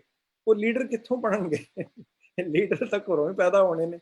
ਤੇ ਲੀਡਰ ਬਣਾਉਣ ਲਈ ਸਾਨੂੰ ਆਪਣੇ ਵਿਜ਼ਨ ਦੇ ਵਿੱਚ ਵਾਈਡਰ ਸੋਚ ਲਿਆਉਣ ਦੀ ਲੋੜ ਹੈ ਕਿ how can my family, how can my child be the person who changes the world.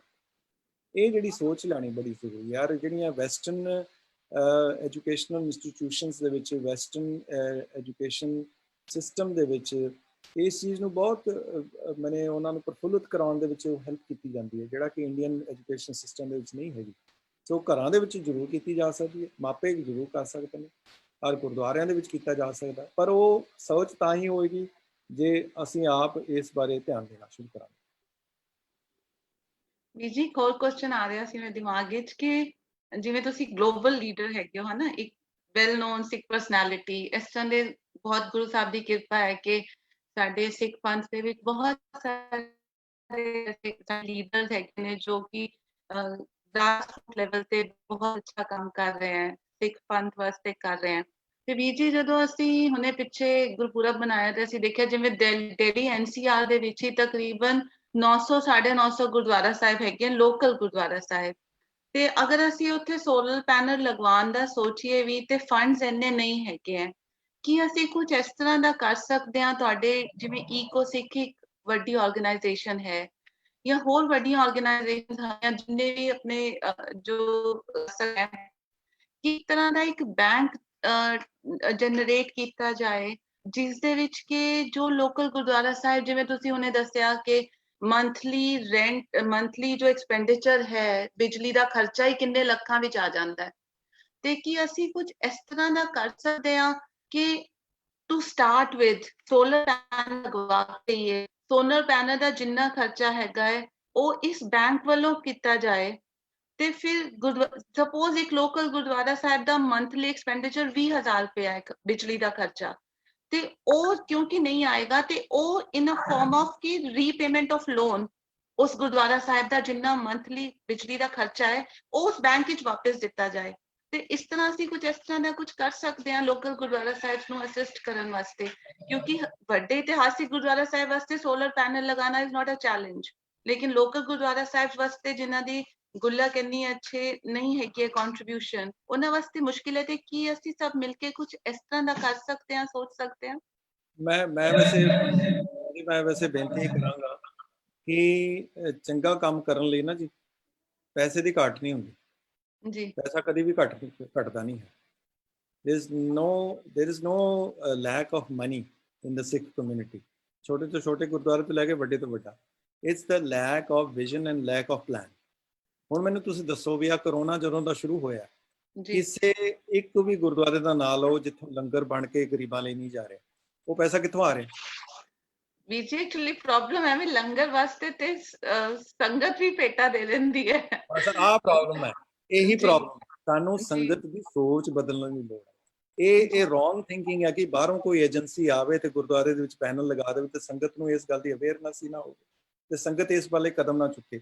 ਮੈਂ ਕਹਿੰਦਾ ਕਿ ਸਾਡੀ ਸੋਚ ਬਦਲਣ ਦੀ ਲੋੜ ਹੈ। ਸਾਡੇ ਪੈਸਿਆਂ ਦੀ ਘਾਟ ਨਹੀਂ ਹੈਗੀ। ਸਿੱਖ ਕੌਮ ਕੋਲ ਪੈਸੇ ਦੀ ਘਾਟ ਨਹੀਂ ਹੈਗੀ। ਸਿੱਖ ਕੌਮ ਕੋਲ ਬੇਇੰਤਹਾ ਪੈਸਾ ਹੈਗਾ।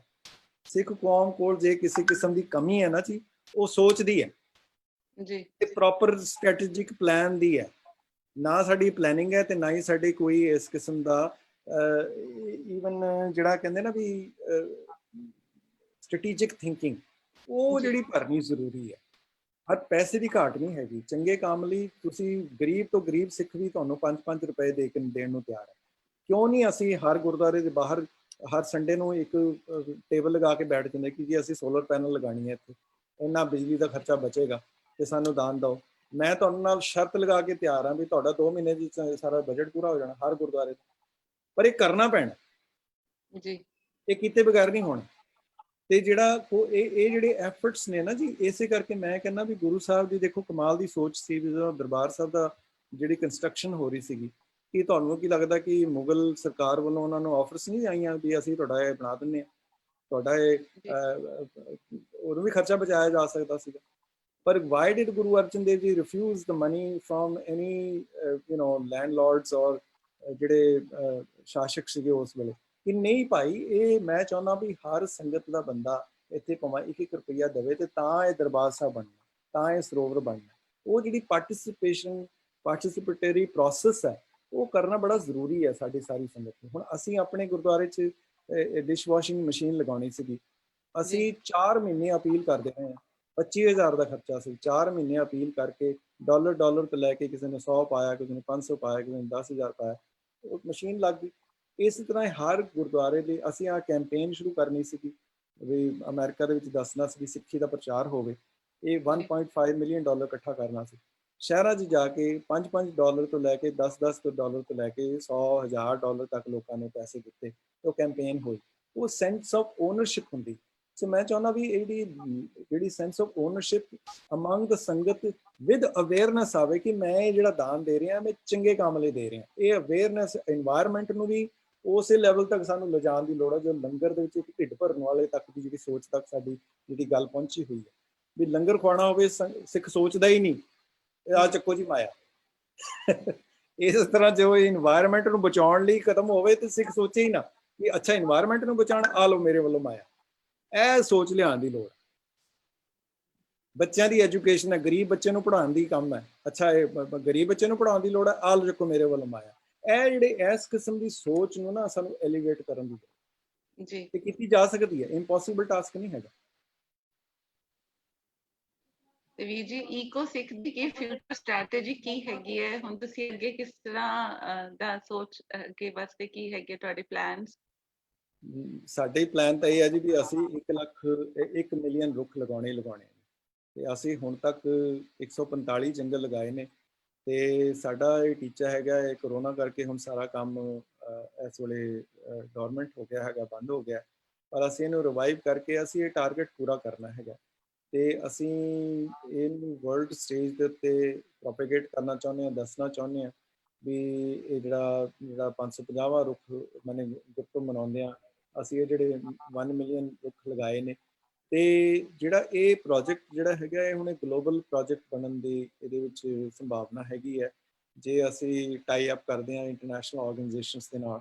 ਤੇ ਇਸ ਤੋਂ ਇਲਾਵਾ ਸਾਡਾ ਇਹ ਹੈਗਾ ਵੀ ਅਸੀਂ ਪਿੰਡਾਂ ਦੇ ਵਿੱਚ ਤੋਂ ਲੈ ਕੇ ਤੇ ਸ਼ਹਿਰਾਂ ਦੇ ਵਿੱਚ ਵੀ ਜਿੰਨੇ ਸਾਡੇ ਸਿੱਖ ਨੌਜਵਾਨ ਨੇ ਉਹਨਾਂ ਨੂੰ ਅਸੀਂ ਇਹਦੇ ਵਿੱਚ ਟ੍ਰੇਨ ਕਰਕੇ ਉਹਨਾਂ ਨੂੰ ਫੋਰੈਸਟ ਮੇਕਰਸ ਬਣਾਈਏ। ਹਾਂਜੀ, ਅਸੀਂ ਐਜੂਕੇਸ਼ਨ ਸਿਸਟਮ ਦੇ ਨਾਲ ਟਾਈ ਅਪ ਕਰਕੇ ਪਿੰਡਾਂ ਸਕੂਲਾਂ ਤੱਕ ਜਿਹੜੀ ਇਸ ਗੱਲ ਨੂੰ ਪਹੁੰਚਾਈਏ। ਸਰਕਾਰ ਦੇ ਨਾਲ ਅਸੀਂ ਟਾਈ ਅਪ ਕਰਨਾ ਚਾਹ ਰਹੇ ਹਾਂ ਵੀ ਵੱਧ ਤੋਂ ਵੱਧ ਸਰਕਾਰਾਂ ਵੀ ਇਸ ਪਾਸੇ ਧਿਆਨ ਦੇਣ। ਹਾਂਜੀ, ਇਸ ਵੇਲੇ ਪੰਜਾਬ ਦੇ ਵਿੱਚ ਜਿਹੜਾ ਫੋਰੈਸਟ ਏਰੀਆ ਸਿਰਫ 4% ਹੈ, ਤੇ ਜਿਹੜੀ ਸਿੱਖਾਂ ਦੀ 80% ਪੋਪੂਲੇਸ਼ਨ ਹੈ ਸਾਰੇ ਸੰਸਾਰ ਦੀ, ਉਹ ਪੰਜਾਬ ਦੇ ਵਿੱਚ ਵੱਸਦੀ ਹੈ। ਸੋ ਪੰਜਾਬ ਦੇ ਵਿੱਚ ਜਿਹੜੀ ਇਕਨੋਮਿਕਸ ਦੇ ਨਾਲ ਜੁੜੇ ਹੋਏ ਇਨਵਾਇਰਮੈਂਟਲ ਇਸ਼ੂਜ਼ ਨੇ, ਇਹਨਾਂ ਨੂੰ ਵੀ ਉਭਾਰਨਾ, ਇਹਨਾਂ ਨੂੰ ਟਾਈ ਅਪ ਕਰਕੇ ਕਰਨ, ਇੱਕ ਬਨੇ ਜਿਹੜਾ ਇੱਕ ਹੋਲਸਮ ਸਟ੍ਰੈਟਜੀ ਬਣਾਉਣੀ ਸਾਡੀ ਕੌਮ ਦੀ ਸਰਵਾਈਵਲ ਦੇ ਨਾਲ ਜੁੜੀ ਹੋਈ ਗੱਲ ਹੈਗੀ ਹੈ। ਸੋ ਇਸ ਕਰਕੇ ਸਾਡਾ ਜਿਹੜਾ ਇਸ ਵੇਲੇ ਫੋਕਸ ਫੋਰੈਸਟ ਮੇਕਿੰਗ ਦੇ ਉੱਤੇ ਹੀ ਹੈ। ਉਸ ਤੋਂ ਬਾਅਦ ਜਿਹੜੇ ਪ੍ਰੋਜੈਕਟਸ ਨੇ ਅਸੀਂ ਉਹਨਾਂ ਨੂੰ ਅਸੀਂ ਹੈਂਡਲ ਕਰਨਾ ਚਾਹੁੰਦੇ ਹਾਂ, ਤੇ ਮੈਨੇ ਵਾਹਿਗੁਰੂ ਮਿਹਰ ਕਰੇਗਾ ਅਸੀਂ ਜ਼ਰੂਰ ਇਸ ਪਾਸੇ ਮੈਨੇ ਵੀ ਵਾਂਟ ਟੂ ਕੰਟੀਨਿਊ ਦਿਸ। ਵੀਰ ਜੀ ਇੱਕ ਹੋਰ ਕੁਐਸਚਨ ਆਇਆ ਹੁਣੇ। क्वेश्चन है, how can we motivate Sikhs to support environmentalists like Medha Patekar and Vandana Shiva? Do you think that Semitic religions believe in only one life, so they believe in more consumption? Well, ਇਹਦੇ ਵਿੱਚ I feel ਕਿ ਜਿਹੜੀ ਆਪਾਂ ਇਹ ਗੱਲਬਾਤ ਸ਼ੁਰੂ ਕਰ ਰਹੇ ਹਾਂ, ਰੀਪ ਵਾਟ ਯੂ ਸੋ ਵੱਲੋਂ ਇਹ ਜਿਹੜਾ ਬਹੁਤ ਹੀ ਵਧੀਆ ਐਫਰਟ ਕੀਤਾ ਗਿਆ ਕਿ ਇਨਵਾਇਰਮੈਂਟ ਡੇ ਅਸੀਂ ਮਨਾ ਰਹੇ ਹਾਂ, ਇਹ ਅਵੇਅਰਨੈਸ ਤੋਂ ਹੀ ਅਸੀਂ ਜਿਹੜਾ ਕੰਮ ਸ਼ੁਰੂ ਕਰ ਸਕਦੇ ਹਾਂ, ਐਜੂਕੇਸ਼ਨ ਤੋਂ ਸ਼ੁਰੂ ਕਰ ਸਕਦੇ ਹਾਂ। ਕਿ ਜੇ ਅਸੀਂ ਸਕੂਲਾਂ ਵਿੱਚ, ਗੁਰਦੁਆਰਿਆਂ ਦੇ ਵਿੱਚ ਇਹਦੇ ਵਿੱਚ ਅਵੇਅਰਨੈਸ ਲਿਆਉਣਾ ਸ਼ੁਰੂ ਕਰ ਦਿੰਦੇ ਹਾਂ, ਸਾਡੇ ਜਿਹੜੇ ਦੀਵਾਨ ਨੇ ਉਹ ਇਕੋ ਫਰੈਂਡਲੀ ਹੋਣੇ ਸ਼ੁਰੂ ਹੋ ਜਾਣ, ਗੁਰਦੁਆਰਿਆਂ ਦੀ ਸਟੇਜਾਂ ਦੇ ਉੱਤੋਂ ਗੁਰਦੁਆਰਿਆਂ ਦੇ ਗ੍ਰੰਥੀਆਂ ਨੂੰ ਟ੍ਰੇਨਿੰਗ ਅਸੀਂ ਸਾਡਾ ਕਰਨ ਦਾ ਪਲਾਨ ਹੈਗਾ ਵੀ ਪ੍ਰਚਾਰਕ ਵੀ ਜਦੋਂ ਪ੍ਰਚਾਰ ਕਰਨ ਤੇ ਉਹਦੇ ਵਿੱਚ ਇਨਵਾਇਰਮੈਂਟਲ ਮੈਸੇਜ ਵੀ ਉਹਦੇ ਵਿੱਚ ਛੁਪਿਆ ਹੋਵੇ, ਲੋਕਾਂ ਨੂੰ ਉਹ ਗੱਲ ਬਾਰ-ਬਾਰ ਰਿਪੀਟ ਕੀਤੀ ਜਾਏ। ਹੁਣ ਦੇਖੋ, ਕੁਰਬਾਨੀ ਦੀ ਗੱਲ ਹੈ ਵੀ ਸਿੱਖ ਕੌਮ ਕੁਰਬਾਨੀ ਕਿਉਂ ਹਮੇਸ਼ਾ ਕਰਨ ਲਈ ਤਿਆਰ ਹੋ ਜਾਂਦੀ ਹੈ।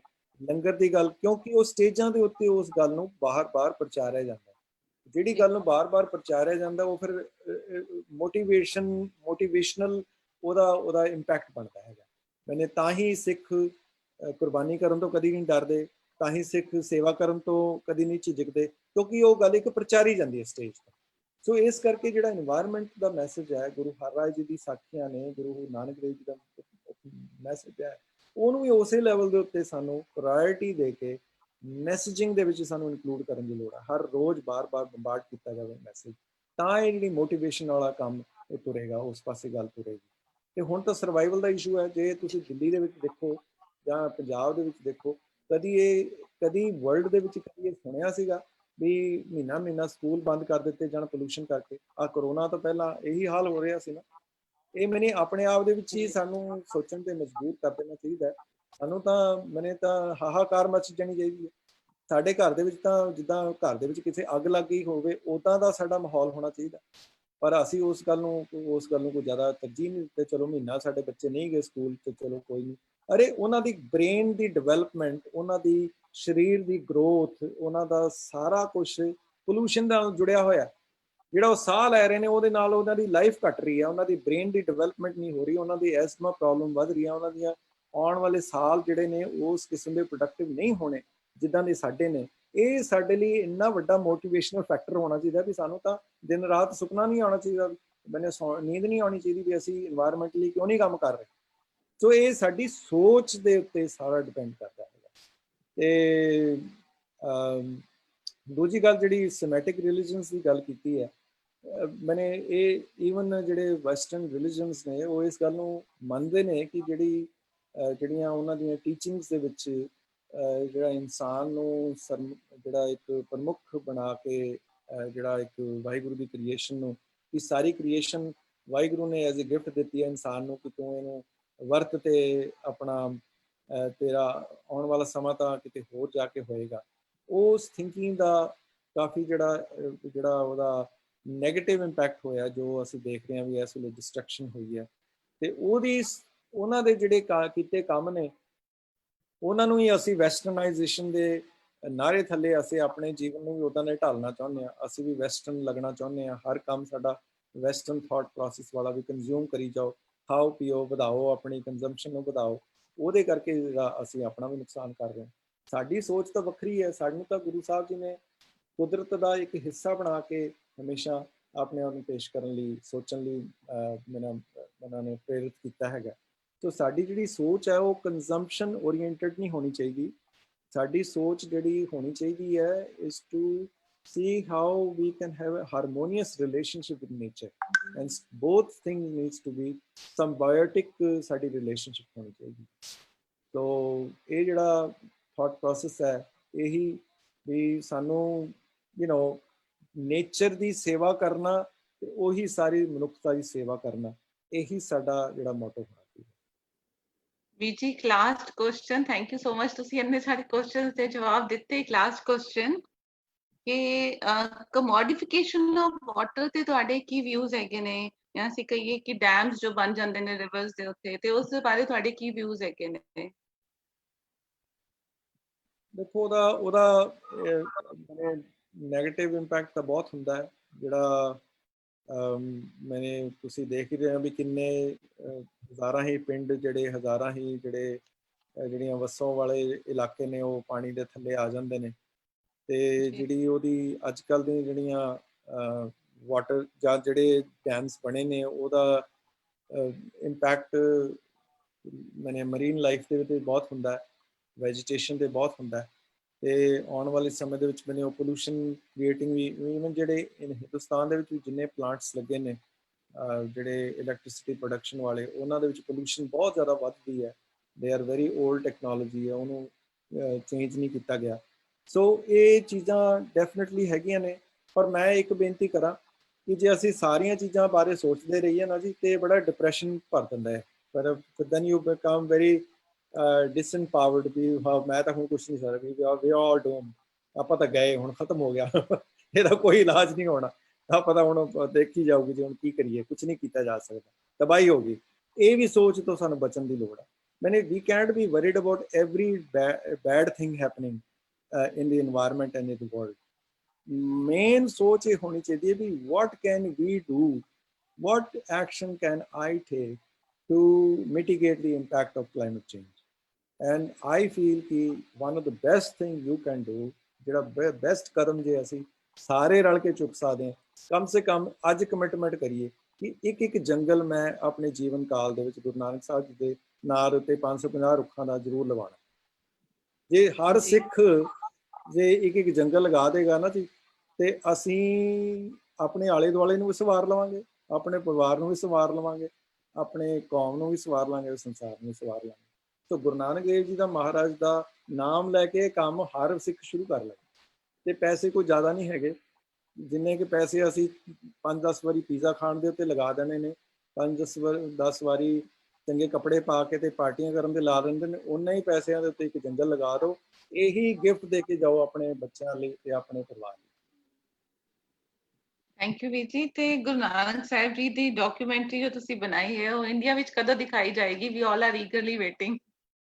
ਥੈਂਕ ਯੂ ਜੀ। ਉਹ ਜਿਹੜੀ ਡਾਕੂਮੈਂਟਰੀ ਹੈ ਜੀ ਇਸ ਵੇਲੇ, ਕਿਉਂਕਿ ਅਮਰੀਕਨ ਟੈਲੀਵਿਜ਼ਨ ਜਿਹੜੀ ਨੈਟਵਰਕ ਹੈ ਉਹਨਾਂ ਦੇ ਨਾਲ ਮਿਲ ਕੇ ਅਸੀਂ ਬਣਾਈ ਸੀ, ਤੇ ਜਿਹੜੀ ਉਹਦੀ ਲਾਇਸੈਂਸਿੰਗ ਹੈ, ਲਾਇਸੈਂਸ ਹਾਲੇ ਵੀ ਉਹਨਾਂ ਕੋਲ ਹੈਗਾ। ਸੋ ਉਹਨਾਂ ਨੇ ਸਾਰੇ ਅਮਰੀਕਾ 'ਚ ਵੱਖਰੇ ਵੱਖਰੇ ਸ਼ਹਿਰਾਂ 'ਚ ਦਿਖਾਈ ਜਾ ਰਹੀ ਹੈ। ਤੇ ਜਦੋਂ ਇੱਕ ਵਾਰੀ ਉਹ ਪ੍ਰੋਸੈਸ ਕੰਪਲੀਟ ਹੋ ਜਾਏਗਾ ਤੇ 6 ਮਹੀਨਿਆਂ ਤੱਕ ਜਾਂ 8 ਮਹੀਨਿਆਂ ਤੱਕ ਫਿਰ ਉਹ ਡਾਕੂਮੈਂਟਰੀ ਅਵੇਲੇਬਲ ਹੋ ਜਾਏਗੀ। ਪਰ ਜੇ ਕਿਸੇ ਨੇ ਦੇਖਣੀ ਹੋਵੇ ਤੇ DVD ਵੀ ਦੇਖੀ ਜਾ ਸਕਦੀ ਹੈ, ਉਹ ਆਰਡਰ ਕੀਤੀ ਜਾ ਸਕਦੀ ਹੈ gurunanak.film.com ਦੇ ਉੱਤੇ ਜਾ ਕੇ, ਤੇ ਉਹ DVD ਦੇ ਰਾਹੀਂ ਤੁਸੀਂ ਦੇਖ ਸਕਦੇ ਹੋ। ਪਰ ਪਬਲਿਕ ਲੈਵਲ ਦੇ ਉੱਤੇ ਅਸੀਂ ਉਹਨੂੰ ਹਲੇ ਨਹੀਂ ਦਿਖਾ ਸਕਦੇ, ਨਾ ਥੀਏਟਰਸ ਦੇ ਵਿੱਚ ਤੇ ਨਾ ਹੀ ਅਸੀਂ ਟੈਲੀਵਿਜ਼ਨ ਦੇ ਉੱਤੇ ਰਨ ਕਰ ਸਕਦੇ ਹਾਂ। ਪਰ ਆਉਣ ਵਾਲੇ ਕੁਝ ਮਹੀਨਿਆਂ ਦੇ ਵਿੱਚ, ਪਰ ਵਾਹਿਗੁਰੂ ਦਾ ਸ਼ੁਕਰ ਹੈ, ਦੇਖੋ ਗੁਰੂ ਨਾਨਕ ਦੀ ਕਿਰਪਾ ਇਹੋ ਜਿਹੀ ਹੈ, ਜਦੋਂ ਗੁਰੂ ਨਾਨਕ ਦਾ ਨਾਮ ਲੈ ਕੇ ਕੋਈ ਵੀ ਕੰਮ ਸ਼ੁਰੂ ਕਰੋਗੇ ਨਾ ਜੀ, ਭਾਵੇਂ ਗੁਰੂ ਨਾਨਕ ਪਨੀਰ ਹੈ, ਇੱਥੇ ਗੁਰੂ ਨਾਨਕ ਪਨੀਰ ਨਾਂ ਦਾ ਇੱਕ ਕੰਪਨੀ ਸ਼ੁਰੂ ਹੋਈ ਹੈ, ਇਸ ਵੇਲੇ ਮਿਲੀਅਨਸ ਕਮਾ ਰਹੇ ਨੇ ਪਨੀਰ ਵੇਚ ਕੇ ਤੇ ਗੁਲਾਬ ਜਾਮੁਨ ਵੇਚ ਕੇ। ਗੁਰੂ ਨਾਨਕ ਸਾਹਿਬ ਦੀ ਕਿਰਪਾ ਦੇ ਨਾਲ ਉਹ ਕੰਮ ਬੜਾ ਵਧੀਆ ਚੱਲ ਰਿਹਾ। ਮੈਂ ਵੈਸੇ ਹਾਸੇ ਦੀ ਗੱਲ ਕਰ ਰਿਹਾ, ਪਰ ਗੁਰੂ ਨਾਨਕ ਸਾਹਿਬ ਦੇ ਨਾਂ ਦੇ ਉੱਤੇ ਜੰਗਲ ਸ਼ੁਰੂ ਕੀਤੇ ਨੇ ਤੇ ਉਹਨਾਂ ਦੀ ਕਿਰਪਾ ਦੇਖੋ। ਗੁਰੂ ਨਾਨਕ ਦੇਵ ਜੀ ਮਹਾਰਾਜ ਦੀ ਡਾਕੂਮੈਂਟਰੀ ਬਣਾਈ ਹੈ ਤੇ ਇਸ ਵੇਲੇ 6 ਅਵਾਰਡਸ ਮਿਲ ਚੁੱਕੇ ਨੇ, ਬੈਸਟ ਡਾਇਰੈਕਟਰ ਦਾ, ਬੈਸਟ ਡਾਕੂਮੈਂਟਰੀ ਦਾ, ਇੰਟਰਨੈਸ਼ਨਲ ਡਾਕੂਮੈਂਟਰੀ ਦਾ, ਬੈਸਟ ਸਿਨੇਮੈਟੋਗ੍ਰਾਫੀ ਦਾ। ਲੋਕਾਂ ਦੇ ਵਿੱਚ ਇਸ ਡਾਕੂਮੈਂਟਰੀ ਦੇਖਣ ਦੀ ਚਾਹ ਹੈਗੀ ਹੈ। ਇੰਟਰਨੈਸ਼ਨਲ ਲੈਵਲ ਦੇ ਉੱਤੇ ਇਹਦਾ ਬੜਾ ਸਰਾਹਨਾ ਕੀਤੀ ਜਾ ਰਹੀ, ਪ੍ਰੇਜ਼ ਕੀਤੀ ਜਾ ਰਹੀ ਹੈ। ਤੇ ਵਾਹਿਗੁਰੂ ਕਿਰਪਾ ਕਰੇ, ਜ਼ਰੂਰ ਇਹ ਆਪਾਂ ਸਾਰਿਆਂ ਨੂੰ ਮੌਕਾ ਮਿਲੇਗਾ ਗੁਰੂ ਨਾਨਕ ਸਾਹਿਬ ਦੀ ਸਿੱਖਿਆ ਨੂੰ ਦੁਨੀਆ ਤੱਕ ਪਹੁੰਚਾਉਣ ਦਾ। ਲੈਟਸ ਹੋਪ ਕਿ 3 ਨਵੰਬਰ ਨੂੰ ਇਸ ਵਾਰੀ ਗੁਰਪੁਰਬ ਹੈ, ਉਦੋਂ ਤੱਕ ਤੇ ਤੁਸੀਂ ਇੱਥੇ ਦਿਖਾਈ ਦਿਓਗੇ ਸਾਨੂੰ ਸਾਰਿਆਂ ਨੂੰ। ਹਾਂਜੀ ਥੈਂਕ ਯੂ ਵੀਰ ਜੀ, ਥੈਂਕ ਯੂ ਸੋ ਮਚ। ਹੁਣ ਮੈਂ ਬ੍ਰਿਜਿੰਦਰਪਾਲ ਸਿੰਘ ਵੀਰ ਜੀ ਜੋ ਕਿ ਰੀਪ ਵਾਟ ਯੂ ਸੋ ਦੇ ਕੋਰ ਮੈਂਬਰ ਹੈਗੇ ਨੇ, ਉਹਨਾਂ ਨੂੰ ਪਲੀਜ਼ ਰਿਕੁਐਸਟ ਕਰਦੀ ਹਾਂ ਕਿ ਉਹ ਇੱਕ ਵਾਰੀ ਤੁਹਾਡੇ ਨਾਲ ਤੁਹਾਡਾ ਥੈਂਕਸ ਕਰਨ। ਥੈਂਕ ਯੂ ਸੋ ਮਚ, ਤੁਸੀਂ ਆਪਣਾ ਇੰਨਾ ਟਾਈਮ ਦਿੱਤਾ। ਬ੍ਰਿਜਿੰਦਰਪਾਲ ਸਿੰਘ ਵੀਰ ਜੀ ਪਲੀਜ਼। ਵਾਹਿਗੁਰੂ ਜੀ ਕਾ ਖਾਲਸਾ, ਵਾਹਿਗੁਰੂ ਜੀ ਕੀ ਫਤਿਹ। ਅੱਜ ਬਹੁਤ ਖੁਸ਼ੀ ਹੋ ਰਹੀ ਹੈ।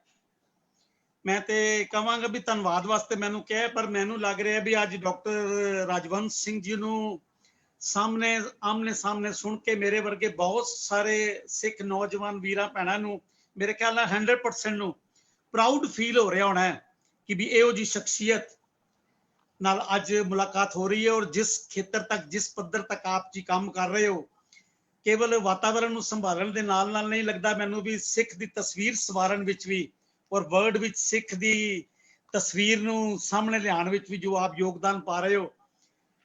ਜਿਹੜੀ ਆਪ ਜੀ ਗੱਲ ਕਰ ਰਹੇ ਸੀ ਵੀ ਗੁਰੂ ਨਾਨਕ ਪਾਤਸ਼ਾਹ ਨੇ ਆਪਣੀ ਜਿਹੜੀ ਪਹਿਲੀ ਰਚਨਾ ਜਪਜੀ ਸਾਹਿਬ, ਜਿਹਨੂੰ ਗੁਰੂ ਗ੍ਰੰਥ ਸਾਹਿਬ ਦਾ ਸਾਰ ਵੀ ਕਿਹਾ ਜਾਂਦਾ ਹੈ, ਤੇ ਕਹਿੰਦਾ ਉਹਦੀ ਸਮਾਪਤੀ ਵੀ ਜਿਹੜਾ ਸ਼ਲੋਕ ਲਿਖਿਆ ਉਹਦੇ ਵਿੱਚ ਵੀ ਵਾਤਾਵਰਣ ਦੀ ਇਹ ਗੱਲ ਨੂੰ ਪਵਨ ਗੁਰੂ ਤੇ ਪਾਣੀ ਪਿਤਾ ਕਹਿ ਕੇ ਸੰਬੋਧਨ ਕਰਕੇ ਇੱਕ ਮਾਣ ਬਖਸ਼ਿਆ। ਜਿਹੜੀ ਤੁਸੀਂ ਗੱਲ ਕਹਿ ਰਹੇ ਹੋ ਭਗਤ ਪੂਰਨ ਸਿੰਘ ਜੀ ਵਾਲੀ, ਮੈਨੂੰ ਲੱਗਦਾ ਵੀ ਜੋ ਭਗਤ ਪੂਰਨ ਸਿੰਘ ਜੀ ਨੇ ਕੰਮ ਆਰੰਭਿਆ ਸੀ, ਜੋ ਕਾਗਜ਼ਾਂ ਵਿੱਚ ਉਹਨਾਂ ਨੇ ਜੋ ਲੇਖ ਲਿਖਿਆ ਸੀ, ਉਹ ਉਹਨਾਂ ਦੇ ਸੁਪਨਿਆਂ ਨੂੰ ਤੁਸੀਂ ਵਰਲਡ ਲੈਵਲ ਤੇ ਜਿੱਦਾਂ ਲਿਆ ਕੇ ਪੂਰਾ ਕਰ ਰਹੇ ਹੋ ਔਰ ਦੁਨੀਆ ਨੂੰ ਉਹ ਦੇਣ ਦੇ ਰਹੇ ਹੋ, ਤੇ ਕਿਹਨਾਂ ਸ਼ਬਦਾਂ ਵਿੱਚ ਆਪ ਦਾ ਧੰਨਵਾਦ ਕਰੀਏ। ਮੈਨੂੰ ਤੇ ਜਿੱਦਾਂ ਤੁਸੀਂ ਦੱਸਿਆ ਨਾ ਵੀ ਜਹਾਜ਼ ਤੇ ਨਹੀਂ ਆਏ, ਤੇ ਮੈਨੂੰ ਯਾਦ ਆ ਰਿਹਾ ਵੀ ਭਗਤ ਪੂਰਨ ਸਿੰਘ ਜੀ ਨੂੰ ਕਿਸੇ ਸੱਜਣ ਨੇ ਆਪਣੇ ਕਾਰਖਾਨੇ ਤੇ ਬੁਲਾਇਆ, ਉਹਦੇ ਕਾਰਖਾਨੇ ਤੇ ਗਏ ਤੇ ਉਹਨਾਂ ਨੇ ਦੇਖਿਆ ਵੀ ਕਿ ਉਹਦੇ ਘਰ ਮੈਕਸਿਮਮ ਜਿਹੜਾ ਲੱਕੜ ਦਾ ਬਹੁਤ ਕੰਮ ਹੋਇਆ ਸੀ, ਲੱਕੜ ਦਾ ਬਹੁਤ ਕੰਮ ਹੋਇਆ ਸੀ, ਤੇ ਉਹਨਾਂ ਨੇ ਪੂਰਾ ਲੱਕੜ ਦਾ ਕੰਮ ਦੇਖ ਕੇ ਤੇ ਕਿਹਾ ਵੀ ਮੈਂ ਤੇਰੇ ਘਰ ਖਾਣਾ ਨਹੀਂ ਖਾਣਾ, ਤੂੰ ਆਪਣੇ ਘਰ ਨੂੰ ਬਣਾਉਣ ਵਾਸਤੇ ਇਹਨੇ ਕਿੰਨੇ ਕੁ ਦਰਖਤਾਂ ਦੀ ਬੇਦਬੀ ਕੀਤੀ ਹੈ, ਕਿੰਨੇ ਕੁ ਦਰਖਤਾਂ ਨੂੰ ਤੂੰ ਕੱਟਿਆ, ਮੈਂ ਤੇਰੇ ਘਰ ਖਾਣਾ ਨਹੀਂ ਖਾਣਾ, ਤੇ ਉਹਨਾਂ ਨੇ ਖਾਧਾ ਨਹੀਂ। ਸੋ ਮੈਨੂੰ ਅੱਜ ਬਹੁਤ ਹੀ ਖੁਸ਼ੀ ਹੋ ਰਹੀ ਹੈ ਕਿ ਬਹੁਤ ਸਾਰੇ ਅਣਛੋਏ ਖੇਤਰ ਸਨ ਜਿਹਦੇ ਵਿੱਚ, ਕਿਉਂਕਿ ਸਿੱਖ ਨੇ ਹਰ ਖੇਤਰ ਵਿੱਚ ਬੁਲੰਦੀਆਂ ਨੂੰ ਛੂਹਿਆ, ਪਰ ਮੈਨੂੰ ਇੱਕ ਮਾਣ ਮਹਿਸੂਸ ਹੋ ਰਿਹਾ ਵੀ ਇਹ ਵਾਲਾ ਖੇਤਰ ਐਸਾ ਸੀ ਜਿਹਦੇ ਚ ਦੁਨੀਆ ਵਿੱਚ ਕਿਹਾ ਜਾ ਸਕਦਾ ਹੋਣਾ ਹੈ ਵੀ ਸਿੱਖ ਇਸ ਖੇਤਰ ਵਿੱਚ ਅੱਗੇ ਨਹੀਂ, ਪਰ ਤੁਸੀਂ ਉਸ ਖੇਤਰ ਵਿੱਚ ਵੀ ਇਤਨੇ ਕੁ ਵੱਡੇ ਕੰਮ ਕਰਕੇ ਇਤਨਾ ਮਾਣ ਦਿਵਾਇਆ।